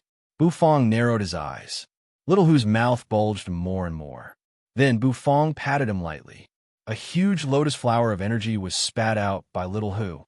The lotus arced through the air and sped toward Hajong. Hajong stepped on the void, stepping on the array as if he was dancing with a sword in the starry sky. The next moment, he pointed his sword forward. The 10,000 swords array collided with the lotus flower Little Who had spat out. Rumble. The collision seemed to shatter the chaos. The void collapsed, and the ground of the fighting pit crumbled in a flash. Fortunately, there was an array around, so the audience was unharmed. Everyone was in a frenzy. A collision of this level was simply too exciting. A clanging sound rang out. The center of the energy explosion was too dazzling. Hajong was shocked. He didn't expect that his sword array could not kill Bufong, and it seemed to be a draw. Xiao Bai and the two sword slaves were evenly matched. However, Xiao Bai was, after all, Xiao Bai. With a spear, he sent the two sword slaves flying. Then his fan-like palms suddenly slammed down, smashing the heads of the two sword slaves into pieces. The sword slaves instantly turned into sword energy and dispersed. Hajong was shocked. This puppet seemed a little too strong. Rumble, at the center of the energy collision, Hajong's eyes suddenly focused. A beam of golden light shot over. Then, everything went dark in front of Hajong. A figure came, stepping on a mantis shrimp. On its shoulder was a fox that was breathing black gas. In the figure's hand was a black wok. Inside the black wok, a wisp of chaotic energy was rumbling and spinning. "Wait, chaotic energy." Hajong was stunned. In the next moment, the black wok smashed down toward him. The blood-colored sword was raised. It collided with the black wok. There was a cracking sound. The sword broke. Hajong's head was hit by the wok. He spat out blood and flew backward. With a thud, he smashed into the center of the fighting pit. Xiao Bai reached out and grabbed Hajong. He picked Hajong up. His mechanical eyes flashed, and his palms opened and closed. There was a tearing noise. Hajong's clothes were torn. Like autumn leaves, he fell to the ground. Hajong's eyes were lifeless. He was defeated by a black wok. In the air, Bufong stepped on mantis shrimp. He held the black turtle constellation wok in one hand. Inside the wok, the wisp of chaotic energy that was born from the overwhelming sadness egg was spinning heavily. Bufong's eyes were a little sad. Perhaps only he could understand the loneliness of that wok. The cheers around the fighting pit came to an abrupt end. What happened to being evenly matched? What happened to the battle of 500 rounds? Why did it end with just one wok? You're tuning in to the Warrior Lore YouTube channel. Don't forget to subscribe and join us on this journey to catch the most captivating stories.